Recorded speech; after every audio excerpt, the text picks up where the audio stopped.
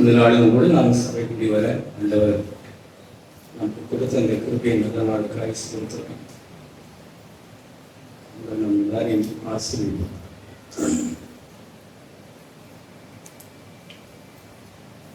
அநேக நேரங்களில் தேவனை குறித்த செம்மையான அறிவு நமக்கு இல்லாததுனால நம்ம எல்லாரும் வளர்கிறோம். தேவனை அறிகிற அறிவில வளர்கிறோம். அதிலே நாம் எங்கேயும் நிற்கக்கூடாது. ஒன்றான நீ தேவனாக உண்மையும் நீர் அளிக்கிறவாகிய இயேசுவையும் அறிவதை நிறுத்திச்சு. அப்ப தேவனை நாம் அறிந்து கொண்டே இருக்கும். ஏதோ ஒரு தடவை அறிஞ்சிட்டோம்னு அவர் அறிய வேண்டிய பிரகாரம் என்ன நாம் அறியும். அப்ப தேவனை அறிகிற அறிவிலே நம்ம எல்லாரும் வளர்கிறோம். இன்னும் அதிகமா நாம் வளரணும். கிறிஸ்தவ வாழ்க்கை மேலோக்கி போய்கிட்டே இருக்கிறது தான். அது இடத்துல நிற்கிறதல்ல, அடைந்து விட்டோம் என்கிறது. பொருளை கேட்டா அவர் சொல்லுகிறார், ஆசையாய் தொடர்கிறது. கிறிஸ்தவ வாழ்க்கை ஒரு இடத்துல நின்று எல்லாம் மிதப்பாய் நின்று போகிறது. எல்லாம் புரிஞ்சு போனது போல அல்ல.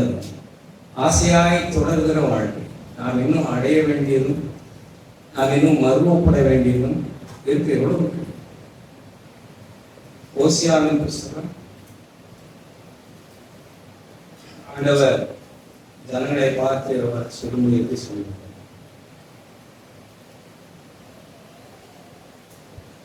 ஆறாவசனம், என் ஜனங்கள் அறிவில்லாமையினால் சங்காரம் ஆகுகிறார்.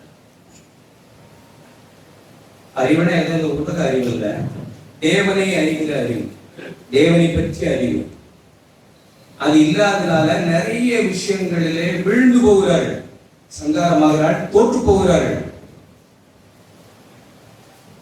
ஒரு நல்ல பாறையில கால் ஊனி நிற்காத போல, சர்க்கிள் நிற்கிற போல எப்பவுமே ஃபீல் பண்ண.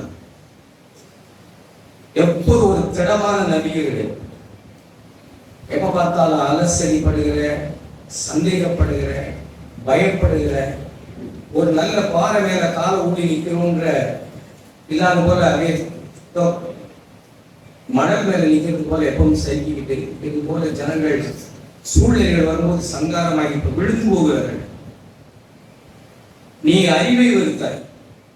அறிவுன்னா இந்த உலக அறிவல்ல, காசு உண்டாக்குற அறிவல்ல, இந்த உலகத்துல எவ்வளவு ஞானியா எவ்வளவு புத்திசாலித்தனமா நடந்து கொள்றான்னு அறிவல்ல, தேவனை அறிகிற அறிவு. அந்த அறிவை எல்லாரும் வெறுக்கிறேன்னு நம்ம நினைப்போம். சில சூழ்நிலைகளை நம்ம வெறுத்து விடுவோம். நம்முடைய சூழ்நிலைகள்ல பிரச்சனைகள் வரும்போது ஒரு திடமாய் நம்ம நிக்கிறேன்னா, எழுதியிருக்கிறபடி அறிவை நாம் வெறுத்து விட்டோம்னு அர்த்தம். நீ உன் நடுப்பகுதியில நீ உன் தேவனுடைய வேதத்தை மறந்தாய், இயேசுவை மறந்தாய். இப்படித்தான் செஞ்சு இந்த தீர்க்கதரிசி ஜனங்களை இப்படி மறக்காது. அவர் அறிகிற அறிவிலே வளர்க்க, இல்லைன்னா நீ சங்காரமாவாய், சூழ்நிலையில விழுந்து போவாய். சில நேரங்களில் நம்ம தேவனை சரியா அறியாததுனால, அல்லது தேவன் நமக்கு என்ன செய்தார் என்கிறத நம்ம அறியாததுனால, ஒரு சில சூழ்நிலைகளை எப்படி நாம் நடக்கணும், என்ன செய்யணுங்கிறது நமக்கு தெரியாமல் போகும். ஒரு சில வார்த்தைகளை உங்களை உற்சாகப்படுத்த முடியும். நான் வாசிக்கிறேன். யோவான் 6ஆம் அதிகாரம்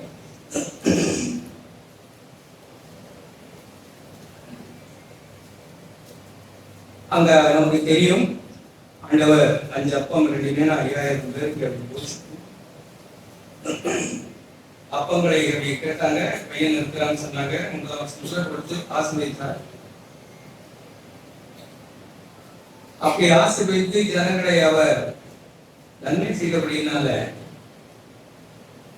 ஜனங்களை அவரை அறிகிற அறிவை விட்டு எத்தனை பேர் நம்ம அப்படி இருக்கிறோம் தெரியல.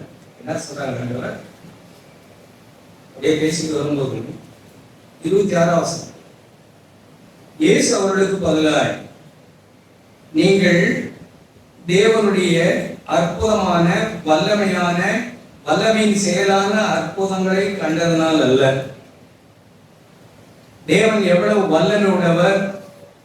5 அப்ப 2 மீன் 5000 பேருக்கு போஷிக்கக்கூடிய சர்வ வல்லமுள்ளவர் என்கிற அந்த அற்புதத்தை நீங்க கண்டதுனால் என்ன தேடியெல்லாம் நீங்க வரல அப்படின்னா இந்த சரீரத்தை மகிமையான சரீரமாய் மாற்றுவார். இன்னைக்கு குறைவுள்ள என்னை நிறைவுள்ளவனாய் மாற்றுவார் என் ஆண்டவர். அப்படியெல்லாம் விசுவாசித்த குறைய 5 அப்ப 2 மீனை கொண்டு 5000 பேருக்கு போஷிக்கக்கூடிய குறையை நீக்கிற ஆண்டவரை அவருடைய அற்புதத்தை கண்டதுனால் அல்ல, நீங்கள் அப்பம் புசித்து திருப்தியானதுனாலே என்னை தேடுகிறீர்கள். நம்ம இங்க அப்படி இருக்கக்கூடாது. அழிஞ்சு போகிற இந்த உலகத்தின் ஆசீர்வாதத்துக்காக நம்ம தேவனை தேடவே கூடாது.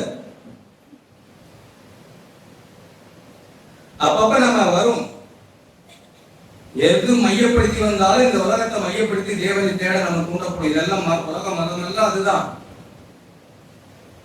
இந்த உலகத்தின் எல்லா மதங்களும் ரட்சிக்கப்படாத ஜனங்கள் எல்லாரையும் உந்தி தள்ளுகிறது.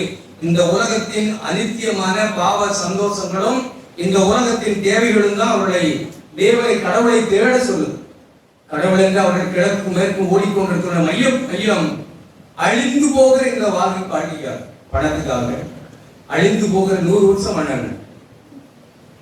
பாவி 100 வருஷம் வாழ்ந்த என்ன பிரயோஜனம் தான் சுமத்தளி. 1000 நாள் ஆகாமிய கூடாரங்கள் இருக்கிறத விட அவருடைய பாதத்தில் இருக்கிற ஒரு நாள் நல்லது. அவன் 1000 வருஷம் 100 வருஷம் வாழ்ந்தாங்க பாவி ரட்சிக்கப்படாம. அப்ப ரட்சிப்பை மையப்படுத்தி நான் ஆண்டவரை தேடாம இந்த அழிந்து போகிற உலகம் எல்லாத்தையும் நீங்க யோசிச்சு பாருங்க. எல்லாருக்கும் பல சோதனைகள் எல்லாரும் கடந்து போறோம் தான். பணம், படிப்பு, வேலைகள், எதிர்காலம், வீடு, சாப்பாடு, சகலம் இதெல்லாம் அழியக்கூடியது. வாய் வழியாய் போய் அழியக்கூடியதுன்னு ஆண்டவர் சொன்னார். அதுக்காக என்ன தேடக்கூடாதுன்னு சொன்னார். நம்ம கண்ணில காணுகிற எல்லாம் அழியும்னு சொன்னார். இதெல்லாம் அனித்தியம்னு சொன்னார். அழியாத ராஜ்யத்தை தேட சொன்னார். அப்ப இந்த ஜனங்கள் தேவனை தேடினது எல்லாம் இந்த அழிஞ்சு போகிறதுக்காக ஆண்டவரை தேடினார்கள். மெய்யாகவே உங்களுக்கு சொல்லுகிறேன் அப்படி நமக்கு யாரையும் பார்த்து சொல்லக்கூடாது. தேவனுக்கு இங்க உட்கார்ந்து இருக்கிற ஒவ்வொருடைய இருதயம் நம்ம எதுக்காக தேவனை தேடுகிறோம்? நம்முடைய மையம் என்ன? மனிதனை மையமா வச்சதா தேவனை மையமா வச்சதா நம்முடைய கிறிஸ்தவ வாழ்வு? மேன் சென்ட்ரிக்கா அல்லது காட் சென்ட்ரிக்கா? தேவனை மையமா வச்சுன்னா தேவனுக்குரிய இருக்கிற பரிசுத்தத்தை தான் நாம் தேடுவோம். அங்கெல்லாம் அவங்க பொறுப்படுவாங்க. ஆனா இந்த ஜனங்களை போற அழிந்து போகிற போஜனத்துக்காக தேடக்கூடாது.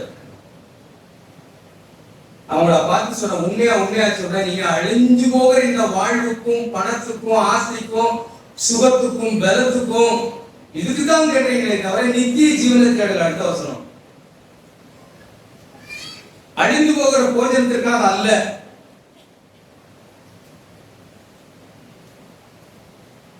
நித்திய ஜீவன் வரைக்கும் நிலை நிற்கிற போஜனத்திற்காகவே கிரியை நடப்பீங்க.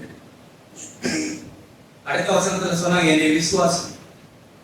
நாங்க என்ன செய்யணும் கிரியை நடப்பீங்கன்னு சொன்னா நாங்க என்ன கிரியை செய்யணும்னு நித்திய ஜீவனை தேவன் தருவார்னு விசுவாசம். அடுத்த வசனத்துல போஜனத்திற்காகவே கிரியை நடப்பீர்கள், அதை மனுஷகுமார் உங்களுக்கு கொடுப்பார். விசுவாசிக்காத ஒருவருக்கு தேவன் கொடுக்க மாட்டார். எதிராலும் சரி பரிசுத்தத்தை கொடுப்பார். விசுவாசம் இல்லாத ஒருவர் பரிசுத்த வாழ்க்கை நம்ம போய் சேர வேணும். அது எத்தனை வருஷம் நாம் சபையில் இருந்தாலும் நம்முடைய விசுவாசத்தின்படி நமக்கு ஆகத்தான் செய்யும். ஆண்டவர் என்னை மாற்றுவார், ஆண்டவர் என்னை அவருடைய திவ்ய சுபாவத்துக்கு பங்காளியாய் மாற்றுவார் என்று நாம் விசுவாசிக்கிறோம். நம்ம போய் அடைய மாட்டோம். எப்ப பார்த்தாலும் தோல்வி, டிப்ரெஷன், எப்ப பார்த்தாலும் பாவம், கோபம், எப்ப பார்த்தாலும் உலக கவலை கவலை கவலை கவலை கவலை பாவம். அதெல்லாம் நம்ம கேஷுவலா பேசிக்கிட்டு போயிட்டே இருக்கும். ஏன்னா நமக்கு விசுவாசம் இல்லை, தேவன் நித்திய ஜீவனை நமக்கு தர மாட்டார். இப்படி இந்த ஜனங்கள் இப்படி தேடுகிறதுக்கு என்ன காரணம்? அழிந்து போகிற போதனத்துக்கு ஏன் தேடுகிறாங்க அப்படின்னு ஆண்டவர் அடுத்த பக்கத்தில் திருப்புங்க. என்ன சொன்னாலும் அவர்களுடைய காரியங்கள்லாம் கீழே தான். நம்ம என்னதான் வருஷங்களாய் பேசிட்டு இருக்கோம்ல, அதனால சில சமயங்கள்ல பாத்தீங்கன்னா நம்முடைய பார்வை மண்ணாதான் இருக்கும். நமக்கு தெரியும் சூழ்நிலைகள் தேடுறோம், யாரையும் நம்மளே முட்டாளாக்க வேண்டியதுல தேவையும் ஒண்ணும் பண்ண முடியாது. ஏன் அப்படின்னா ஆண்டவர் சொல்லுகிறார் 36ல, நீங்கள் என்னை கண்ணிலும் விசுவாசியாமல் இருக்கிறீர்கள் என்று உங்களுக்கு சொன்னேன். நீங்க என்ன கண்டிருக்கீங்க, என்ன விசுவாசிக்க மாட்டேன்றீங்க. அடுத்த வசனம், பிதாவானவர் எனக்கு கொடுக்கிற யாவும் என்னிடத்தில் வரும், என்னிடத்தில் வருகிறவரை நான் புறம்பே. எத்தனை பேருக்கு அப்படிப்பட்ட விசுவாசம் இருக்கு? இந்த விசுவாசம் இல்லைன்னா அங்க அழிஞ்சு போறதுதான் போய் தேடுவோம். பிதா எனக்கு, யோவான் 17ஆம் அதிகாரம், ஆண்டவர் அதை ஜெபிக்கும் போது எப்படி சொன்னாங்க பாருங்க. 6ஆம் வசனம் 17. நீர் உலகத்தில் தெரிந்தெடுத்து எனக்கு தந்த மனுஷருக்கு உம்முடைய நாமத்தை வெளிப்படுத்தினேன். என்ன நாமம்? நமக்கு ஒரு பிதா இருக்கிறாங்கன்னு நாமம். நமக்கு அப்பா ஒருவர், உங்கள் பிதா என் பிதா. நமக்கு ஒரு அப்பா இருக்காங்க, நமக்கு ஒரு அப்பா இருக்காங்கன்னு நான் சொல்லிக் கொடுத்த ஆண்டவரே, பிதாவே, அவர்கள் உம்முடையவர்களாக இருந்தார்கள், அவர்களை நீர் எனக்கு தந்தீர், அவர்கள் உங்களுடைய வசனத்தை அழிஞ்சு போகிறதையே அவங்க தேடல அப்படின்னா, அவர்கள் உம்முடையவர்கள், நீர் எனக்கு அவர்களை தந்தீர், அவர்கள் உங்களுடைய வசனத்தை கை கொண்டிருக்கிறார்கள், என்னிடத்தில் நீர் தந்ததனால் அவர்கள் என்னிடத்தில் வந்தார்கள், நான் அவர்களை புறம்பே தேடல. இன்னொரு வசனத்தை வாசிப்போம். 38ஆம் வசனத்துல சொன்னாங்க, என் சித்தத்தின்படி அல்ல, என்னை அனுப்பினவருடைய சித்தத்தின்படி செய்யவே நான் வானத்திலிருந்து இறங்கி வந்தேன். இப்படி ஒரு வெளிச்சமும் இப்படி தேவனை அறிகிற அறிவும் நமக்கு கிடைச்சா நாம பழையபடி அந்த அழிஞ்சு போவதற்கு போக மாட்டோம், அழியாத ஜீவனுக்குரியபடி நாம் தேடுவோம். இங்க என்ன சொல்றாங்க? அவருடைய சித்தம் என்னன்னு சொல்ல, என்னுடைய சித்தம் என்ன, என் சித்தத்திற்கு நான் செய்ய வரல, அவருடைய சித்தம் என்னன்னு அடுத்த வசனத்துல சொல்றார். நீர் எனக்கு தந்தவைகளில் ஒன்றையும் இழந்து போகாமல். இப்படி விசுவாசம் இருக்கா நமக்கு? தேவனே, பிதாவே, நீர் என்னை உலக தோற்றத்துக்கு முன்னே தெரிந்தெடுத்து இயேசுவினிடத்தில் ஒப்படைக்கப்பட்ட மக்கள், கிறிஸ்துவின் இரத்தத்தினால பாவ மன்னிப்பும் பரிசுத்தமும் நீதிமானாக்கப்பட்டவன் நான் அப்படின்னு சொல்லிக் கொடுக்கிறோம். நாம் அப்படியெல்லாம் பழைய அழிந்து போவதுதான் தேடுவோம். நான் அழைக்கப்பட்டவன், தெரிந்து கொள்ளப்பட்டவன், இயேசுவின் கைகளில் பிதா கொடுத்தவர்கள், அவர் என்னை புறமே தள்ள மாட்டார், அவர் எனக்கு தந்தவிகளில் 39. இதெல்லாம் இருதயத்தில் உண்டாகிற விசுவாசம் வந்தாதான் நாம் அழிந்து போகிற போஜனத்துக்காக தேவனை தேட மாட்டோம். நாம் தேவனை அறியனா அழிஞ்சு போகிறதுக்கு பின்னாடியே தான் இருப்போம். நமக்கு தெரியும் என்னென்ன அழிஞ்சதை எப்பப்ப தேடி எப்பப்ப நாம் விழுந்து போனோம்னு நமக்கு தெரியும். அழிஞ்சு போகிறதுக்கு பின்னாடி தான் நம்ம ஓட்டமா இருக்கா. கவலை, பயம் இதெல்லாம் பெரிய விசுவாசம் இல்லை. என்னத்தை தான் நம்ம தானே காத்தாகணும், என்னதுனாலும் நம்ம தானே நம்ம காரியங்களை சரி பண்ணி ஆகணும் அப்படின்னு தான் நம்ம நினைக்கிறோம். ஆண்டவரே காப்பி நீ நடப்பி ஜபத்துல சொல்லுவோம். ஆனாலும் நான் தான்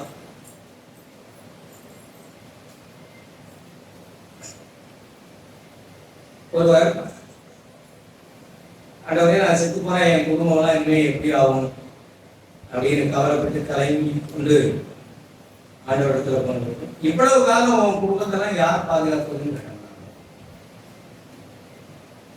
ஆண்டவரே நீங்க, அப்ப நீ இல்லைனாலும் நான் பாதுகாப்பேன்னா காக்க மாட்டேன். இவ்வளவு காலம் காத்தது யாரு?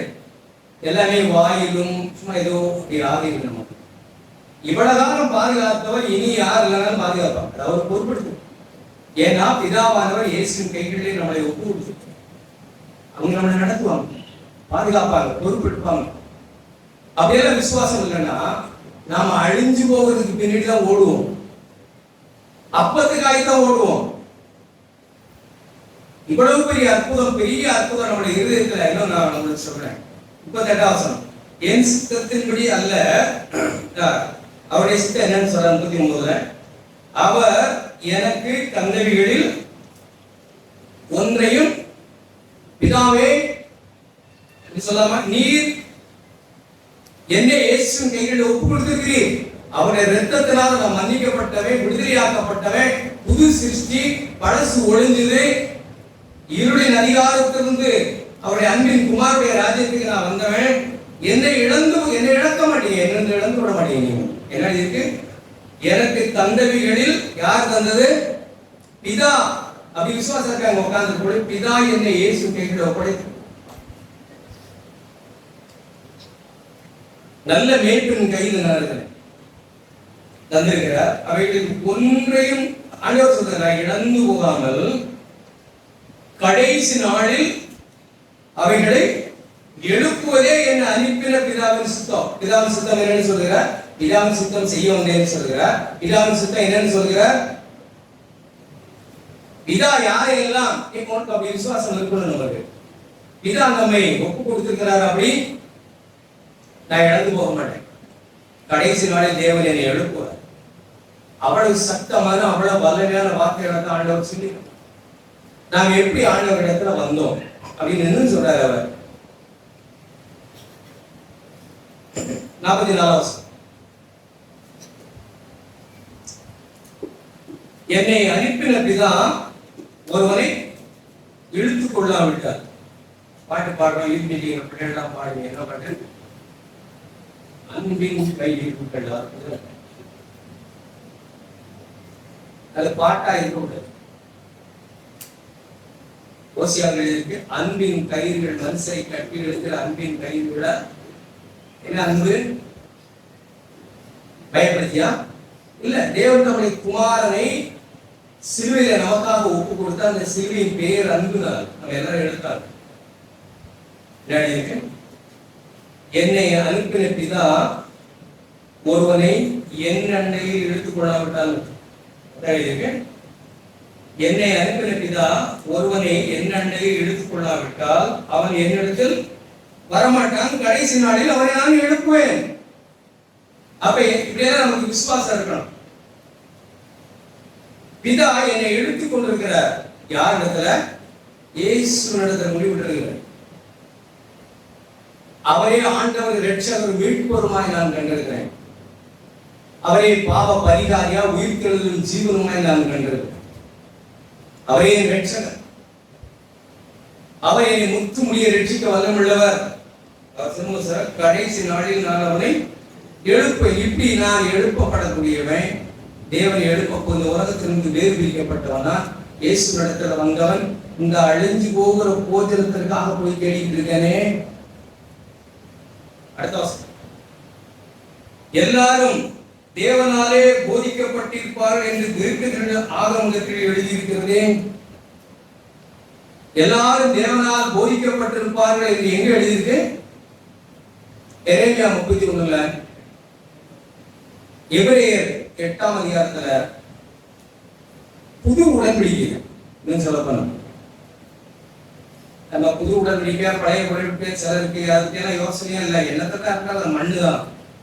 இந்த அழிஞ்சு போறதுக்கு பின்னாடிதான் இந்த உலகத்துக்குரியதான் சிந்தையா. ஏனால் ஆண்டவர் என்ன சொல்ற வார்த்தையை நாம சிந்தித்து திரும்பணும்.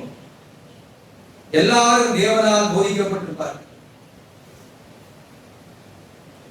எரேமியா 31 வாசிக்கலாம். 31 சொல்றாங்க. புது உடன்படிக்கை குறித்து அவர் சொல்லும்போது,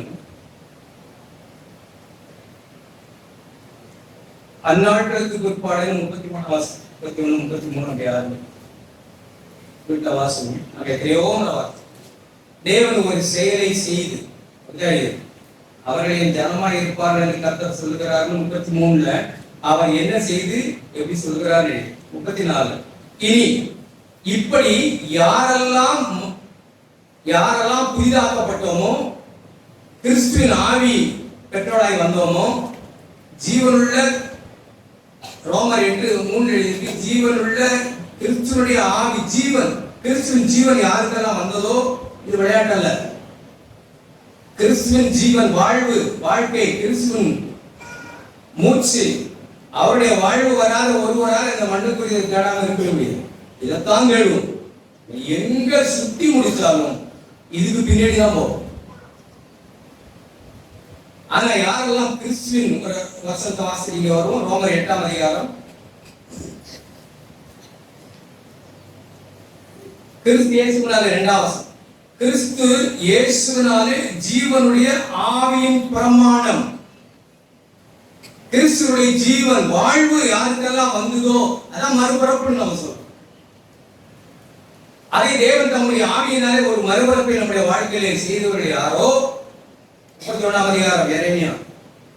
இனி அப்படி மறுபடியும் பிறந்த அப்படி வந்த ஒரு பிள்ளைக்கு, எல்லாரும் தேவனால் போதிக்கப்பட்ட ஒரு பிள்ளைக்கு, இனி ஒருவன் தன் அயலாரையும் ஒருவன் தன் சகோதரனை நோக்கி கர்த்தரை அறிந்து கொள் என்று போதிப்பதில்லை.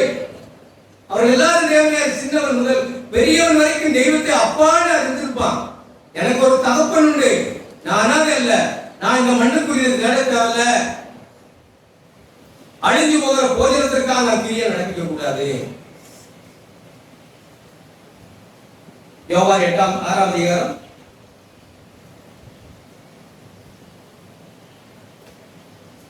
எல்லாரும் தேவன் 43 எல்லாரும் தேவனால் போதிக்கப்பட்டிருப்பார்கள் என்று தீர்க்கதரிசிகள் ஆகமத்தில் எழுதியிருக்கிறது.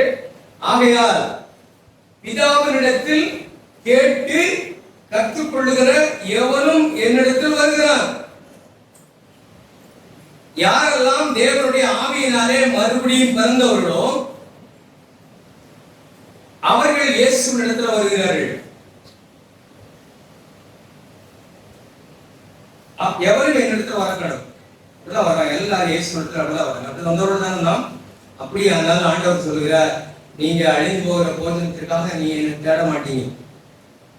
அப்படி வராத ஜனங்கள் தான் அழிந்து போகிற போஜனத்திற்காக அவரை தேடுகிறவர்கள். நம்மளை தேடக்கூடாதுன்னு சொன்ன அழிஞ்சு போகிற இந்த உலக வாழ்வுக்காக, சுகம் கூட, பணம் கூட, எதிர்கால பிள்ளைகள் படிப்பு எல்லாம் இதெல்லாம் இந்த உலகம்.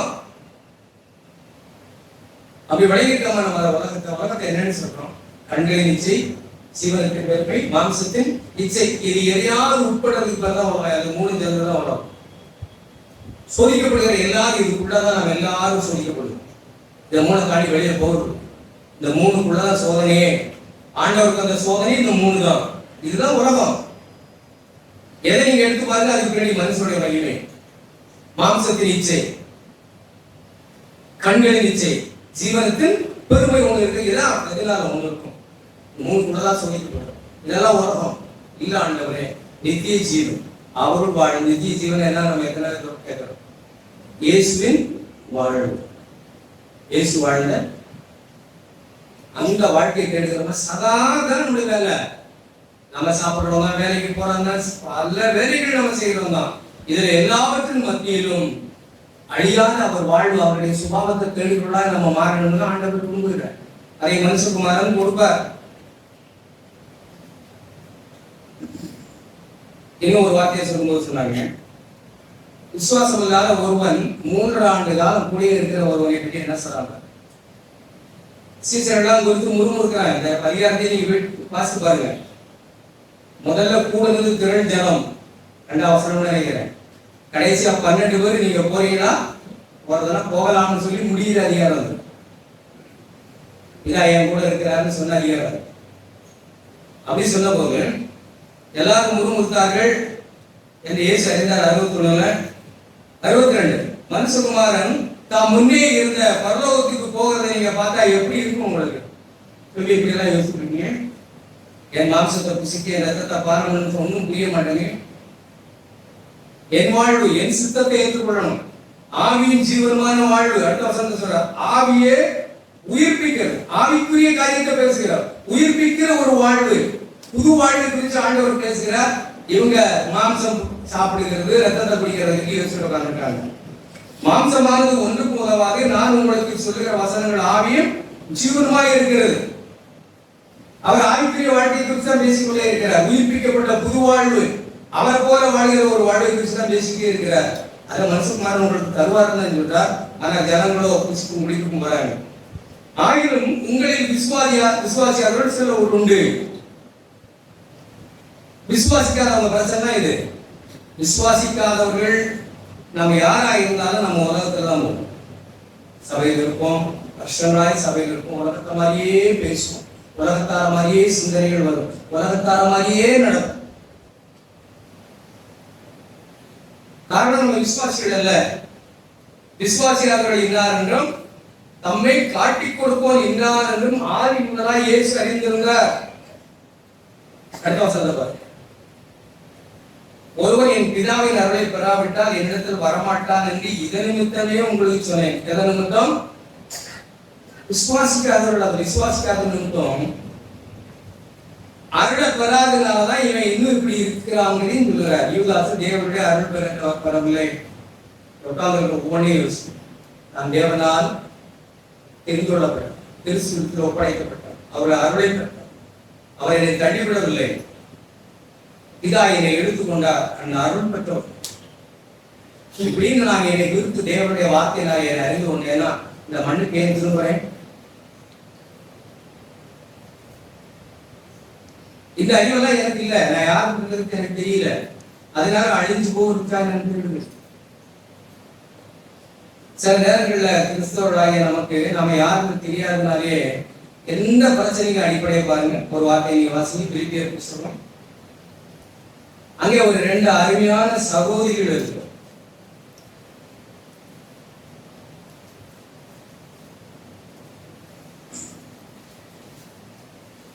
ரெண்டு சகோதரி. ஒருத்தர் பேரு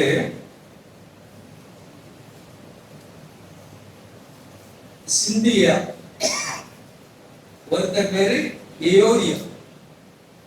3ஆம் வசனம் தெரிஞ்சிருக்கா?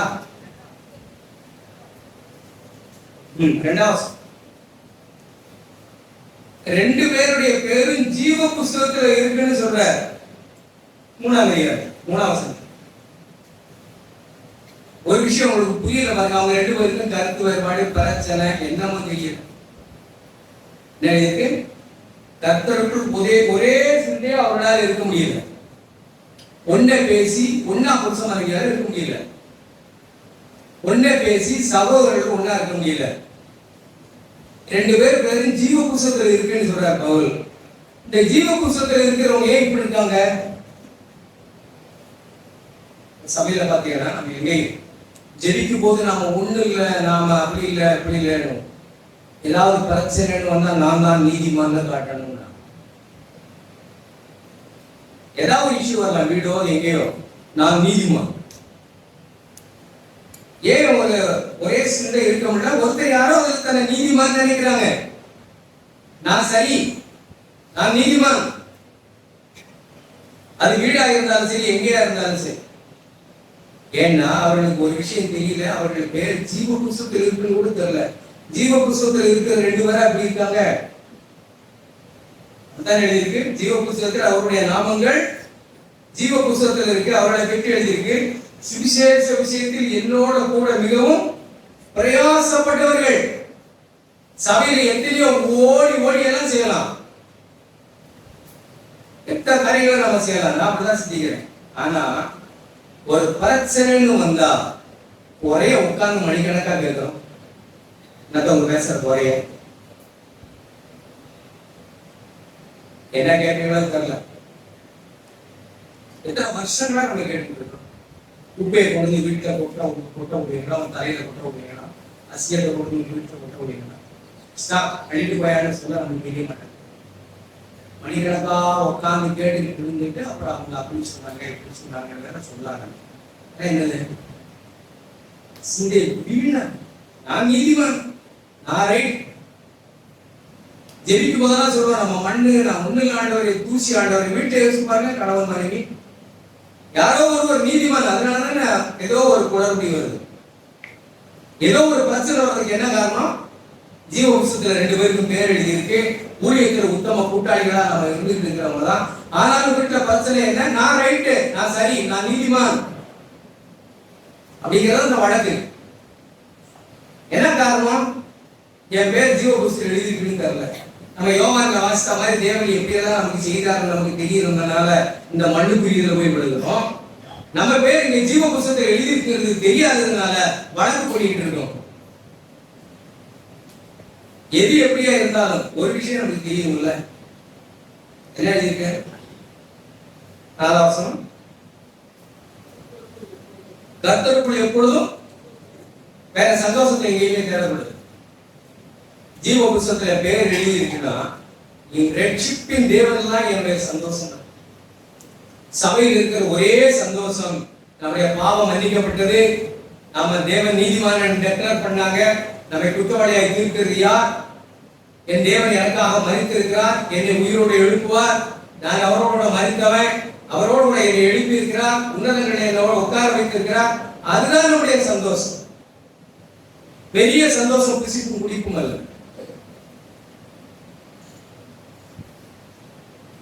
தேவனுடைய ராஜ்யம் அது அல்ல.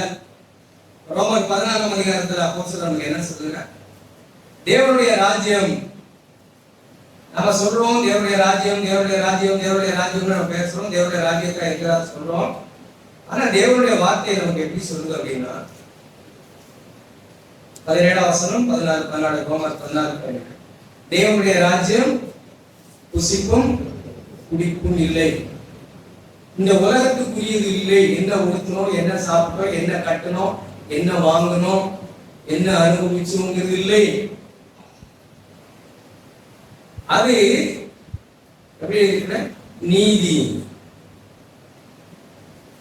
தேவன் என்னை நீதிமான் ஆக்கி நான் நீதி செய்.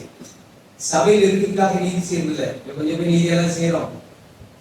ஆனா எதுக்காக அப்படின்னா அது சபையில் இருக்கு. நான் நீதிமான், அதனால நான் இப்ப நீதி செய்யணும் இல்லை. சில காரியங்கள் அப்படி இப்படி செய்யறது என்ன காரணம்? நமக்கு பின்னாடி 10 பேர் நிற்கிறதுக்காகவா நம்ம செய்யற நீதிகள்? கிறிஸ்தவ வாழ்க்கை நான் பார்க்க சொல்லிட்டே இருக்காரு. நான் சொல்லதான் செய்யறேன். கிறிஸ்தவ வாழ்க்கை எப்போதுமே வெளியில இருந்து முந்தி தள்ளுகிறதே இல்லை. நீங்க அதை செய்யணும், இதை செய்யணும், அதை செய்யணும், இதை செய்யணும், இதை செய்யணும், நன்னெறி போதனையே. அது ஒரு நல்ல போதனைகள் அவ்வளவு. எல்லாம் சின்ன பிள்ளைகளுக்கு சொல்லி கொடுக்கலாம். நியாயப்பிரமாணத்துக்கு கீழே இருக்கிற ரட்சிக்கப்படாத பிள்ளைகளுக்கு நாம் அதை செய்யக்கூடாது, இதை செய்யக்கூடாது நம்ம சொல்லலாம். நியாயப்பிரமாணம் கட்டளைப்படும். ஆனா ரட்சிக்கப்பட்ட மறுபடியும் பிறந்த ஒருவருக்கு வெளியில இருந்து இதை செய்யணும், அதை செய்யணும், அதை செய்யணும்னு சொல்றது கிறிஸ்தவ வாழ்வு இல்லை. அது எந்த மதத்துல வேணாலும் நம்ம சேர்ந்துக்கலாம். கிறிஸ்தவ வாழ்வு கிறிஸ்துவனுடைய ஜீவன் நமக்குள்ளே வந்து அந்த ஜீவன் கிறிஸ்துவின் அன்பு நம்மளை உந்தி தள்ளுகிற வாழ்வு. எதையுமே சபையில நீங்க வாங்க, அதை உதவி செய்ய, இதை செய்யணும்னு கேட்கணுமே எனக்கு தோண மாட்டேங்குது. வேற வழி இல்லாம கேட்க வேண்டும். ஏன்? தேவனே ஒரு மனுஷனை உந்தி தள்ளாம, தேவனே ஒரு மனுஷனுக்கு விருப்பத்தை உண்டு பண்ணாம அவரை எப்படி செய்ய வைக்கிறது? ஒரு செயலை செய்ய வச்சுட்டா அப்படி அது செத்ததா போகுமா? இல்லை எப்படி இருக்கு? தேவனே நம்முடைய தயவுள்ள சித்தத்தின்படி விருப்பத்தையும் எழுதியிருக்கு. தேவனே விருப்பம் கொடுக்காத ஒருவரை நாம கசைக்கு புளிகிறது எப்படியா இருக்கும்? செத்ததா இருக்கும். தேவனுடைய ராஜ்யத்தில் அவருக்கு எதுவுமே இருக்காது. அவர் வேலை நினைச்சுக்கிட்டு இருக்கலாம். இப்படி மனுஷரை நம்மளை கூப்பிட்டு அதை செய்ய வச்சு, இதை செய்ய வச்சு பெருசா ஒன்றுமே இருக்காது. ஏன்னா இது மனுஷர்களால் உண்டான ஒரு கிரியை, தேவனால் உண்டான கிரியை. அவரே ஒரு விருப்பத்தை உள்ளத்திலே தந்து அவரே செய்ய வைக்கிறதுக்கு தேவன் நடத்துகிற நீதி. தேவனே விருப்பத்தை உண்டு பண்ணி ஒரு நீதியை நடத்துகிறார். எல்லாரும் நீதி நடக்கும். 9 மணிக்கு வேலைக்கு போறோம்னா அவுட், அவ்வளவுதான், சம்பளம் இல்ல. 9 மணிக்கு ஸ்கூலுக்கு போறோம்னா கேட்டு சாத்தியம் நினைக்கிறான். இதெல்லாம் என்னத்தினால வருது? இதெல்லாம் என்னத்தினால வருது? ஒரு பயம், ஒரு கண்டிப்பு, ஒரு வெளியிலிருந்து உந்துதல்னால வருது. ஆனா கிறிஸ்தவ வாழ்வு அப்படி இல்ல. ஒரு கிறிஸ்தவன் 9 மணிக்கு ஆபீஸ்க்கு போகணுங்கிறது எங்கேயோ இருந்து உங்க யாரோ உங்கிறது இல்ல.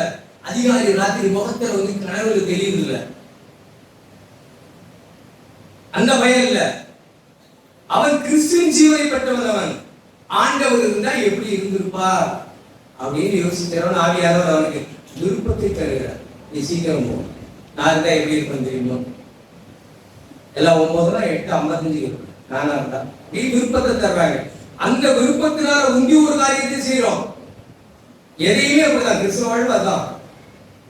தேவனே ஒரு விருப்பத்தை சும்மா இல்ல நம்ம குழப்பிக்கிட்டு வாழக்கூடாது. தேவனே விருப்பத்தை வந்து செய்யறோமா? ஏன்னா மனுஷனுக்கு பயந்து பயந்து வருஷங்களை வீணாக்கிட்டு இருக்கோம். நான் சொன்னா செய்வீங்க. அது எனக்கு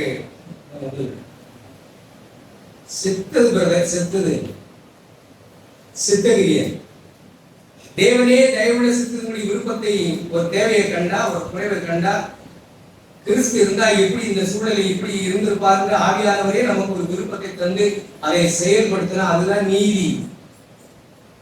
அந்த கிரியை தான் செய்யறது.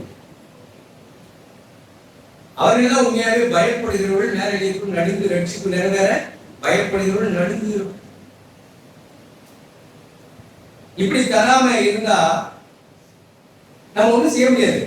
என்ன செஞ்சாலும் அது செத்தகிரியாய் போகும். நம்ம செத்தகிரிக்கு மனம் திரும்பணும். பேரு இந்த சகோதரிகள் பேரு ஜீவ புஸ்தகத்தில் எழுதியிருக்கு. எத்தனையோ விதங்களில் உதவி செய்த மக்கள். இவங்களுக்குள்ள ஏன் இப்படி ஒரு கான்ஃபிளிக்ட், எப்படி ஒரு வருத்தங்கள்?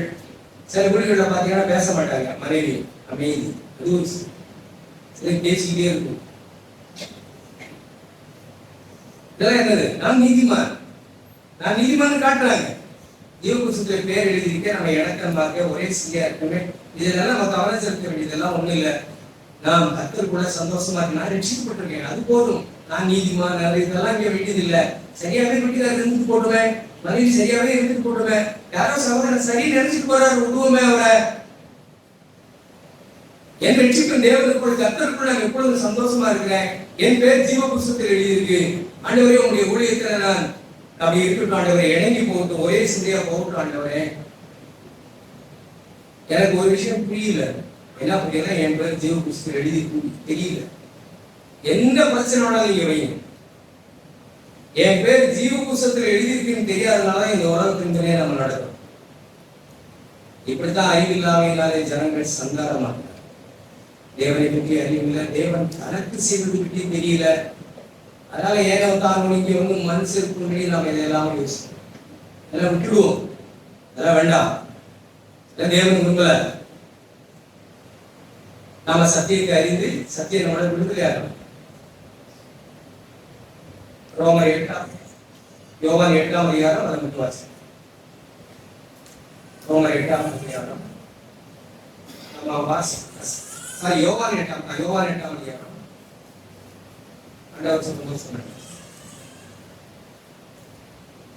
சில ஜனங்கள் நாங்கள் ஆபிரகாமின் சந்ததி, நாங்கள் அப்படிப்பட்டவர்கள் இத்தனை வருஷமா சபையில் இருக்கிறோம் அப்படியெல்லாம் பேசிக்கிட்டே இருந்தாங்க. காரணம் தம்மை விசுவாசித்தவர்கள் பேசிக்காங்க. அநேக வருடத்தில் விசுவாசம் வைத்தார்கள். 8:30-31 இயேசு தம்மை விசுவாசித்த யூதர்கள். நமக்கு ஒரு மதம் இருக்கிற பெரிய மதம், நம்ம ஒரு மதத்துல இருக்கோங்கிறதே பெரிய இழைப்பாதலா இருக்கு. இவர்களை நோக்கி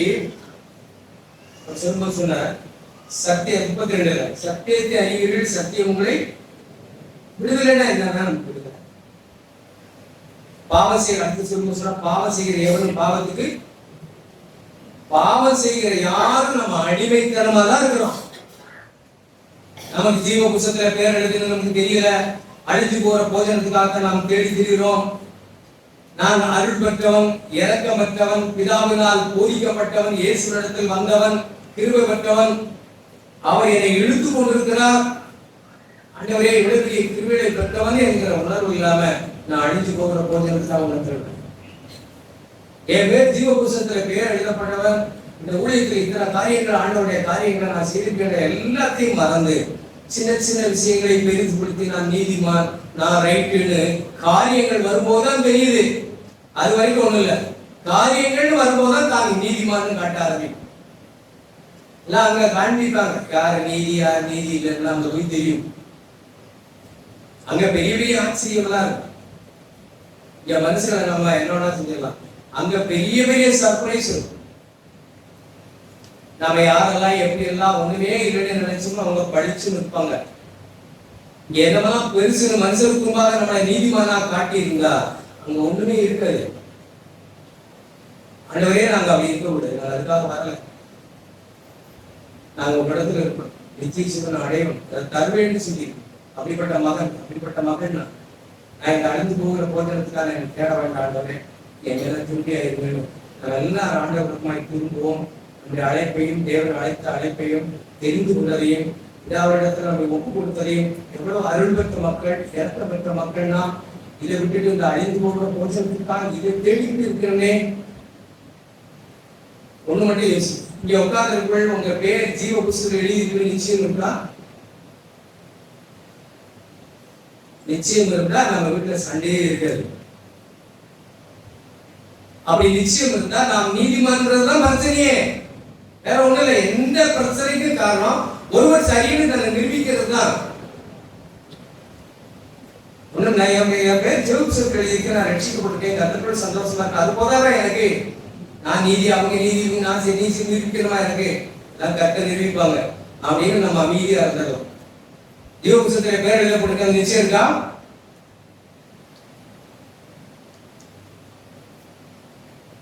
நிச்சயமான தேவன் தான் தரணும். யாரும் உங்க பேர் ஜீவபுஸ்தகத்தில் எழுதி யாரும் பார்த்துக்கணும்னு சொல்ல முடியாது. யாராவது பார்த்தவங்கடா ஜீவபுஸ்தகத்தில் பேர் எழுதுறத போய் பார்த்தவர் சொல்லுகிறார், உன் பேரு ஜீவபுஸ்தகத்தில் எழுதியிருக்கு. ஆண்டவருடைய ஆவியானவர். இப்ப அந்த சிந்திகளும் அந்த சகோதரியுடைய பேர் ஜீவபுஸ்தகத்தில் எழுதியிருக்குன்னு யார் சொல்றது? இன்னும் சொல்லலீங்க யாரு? பவுல் எப்படி சொல்ற போய் பார்த்துருந்தாரா? பரிசுத்த ஆவியானவர் சொல்லுகிறார், உங்க பேர் ஜீவ புஸ்தகத்தில் எழுதி ஏன் இப்படி இருக்கீங்க? ஆண்டவரே நான் அப்படி இருக்க முடியாது. நான் ஜீவ புஸ்தகத்தில் பேர் எழுதப்பட்டேன், முதலாம் உயிர்த்தெழுதுக்கு பங்கு உள்ள. ஆண்டவரே நான் இப்படி இருக்க முடியாது. நான் இதெல்லாம் ஒண்ணு வளர்க்க வீட்டுல ஒண்ணுமே வேணாம்.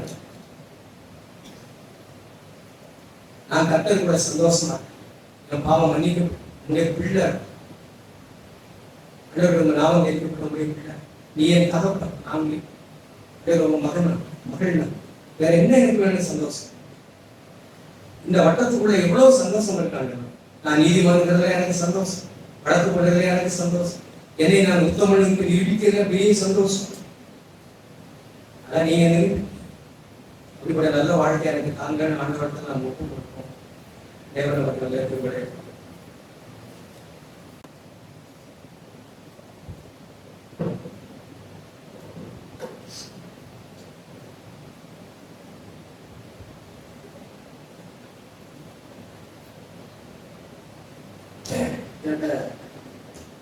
எல்லா வார்த்தைகளையும் ஆண்டவருக்கு நான் நன்றி சொல்றேன்.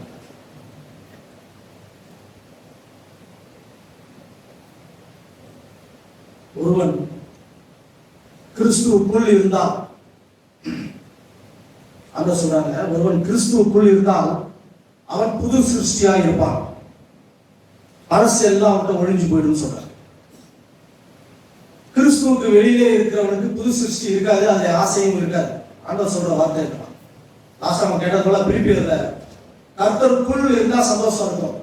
ஆண்டவர் உகிற சந்தோஷம், அது ஒருபோதும் அழிந்து போகாத ஒரு சந்தோஷம்.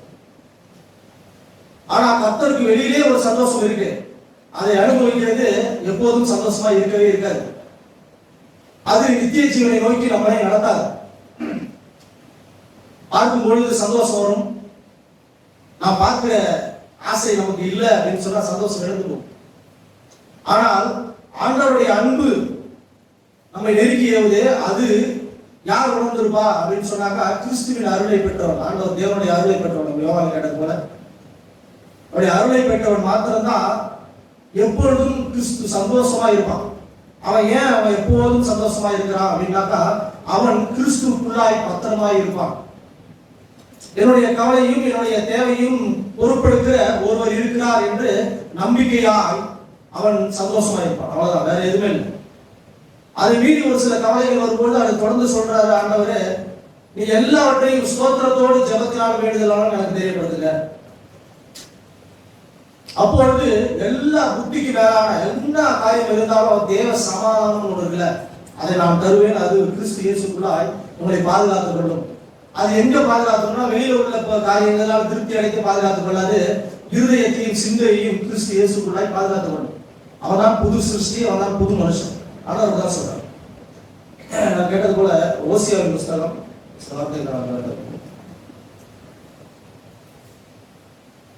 இந்த 5 வசனத்துல, என் ஜனங்கள் அறிவில்லாமனாலே சங்காரமாகிறார்கள், செத்து போறாங்க.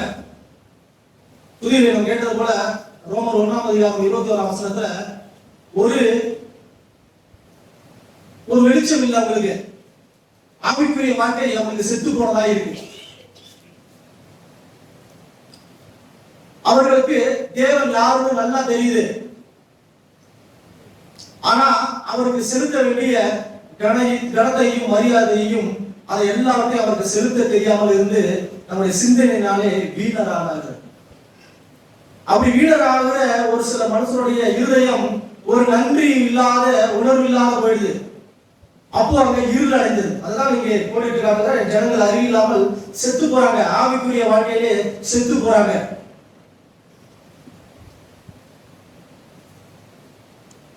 ஓசியா 6 கர்த்தரிடத்தில் திரும்புவோம் வாருங்கள், நம்மை பீறினார் அவரே நம்மை குணமாக்குவார், நம்மை அடித்தார் அவரே நம்முடைய காயங்களை கட்டுவார்.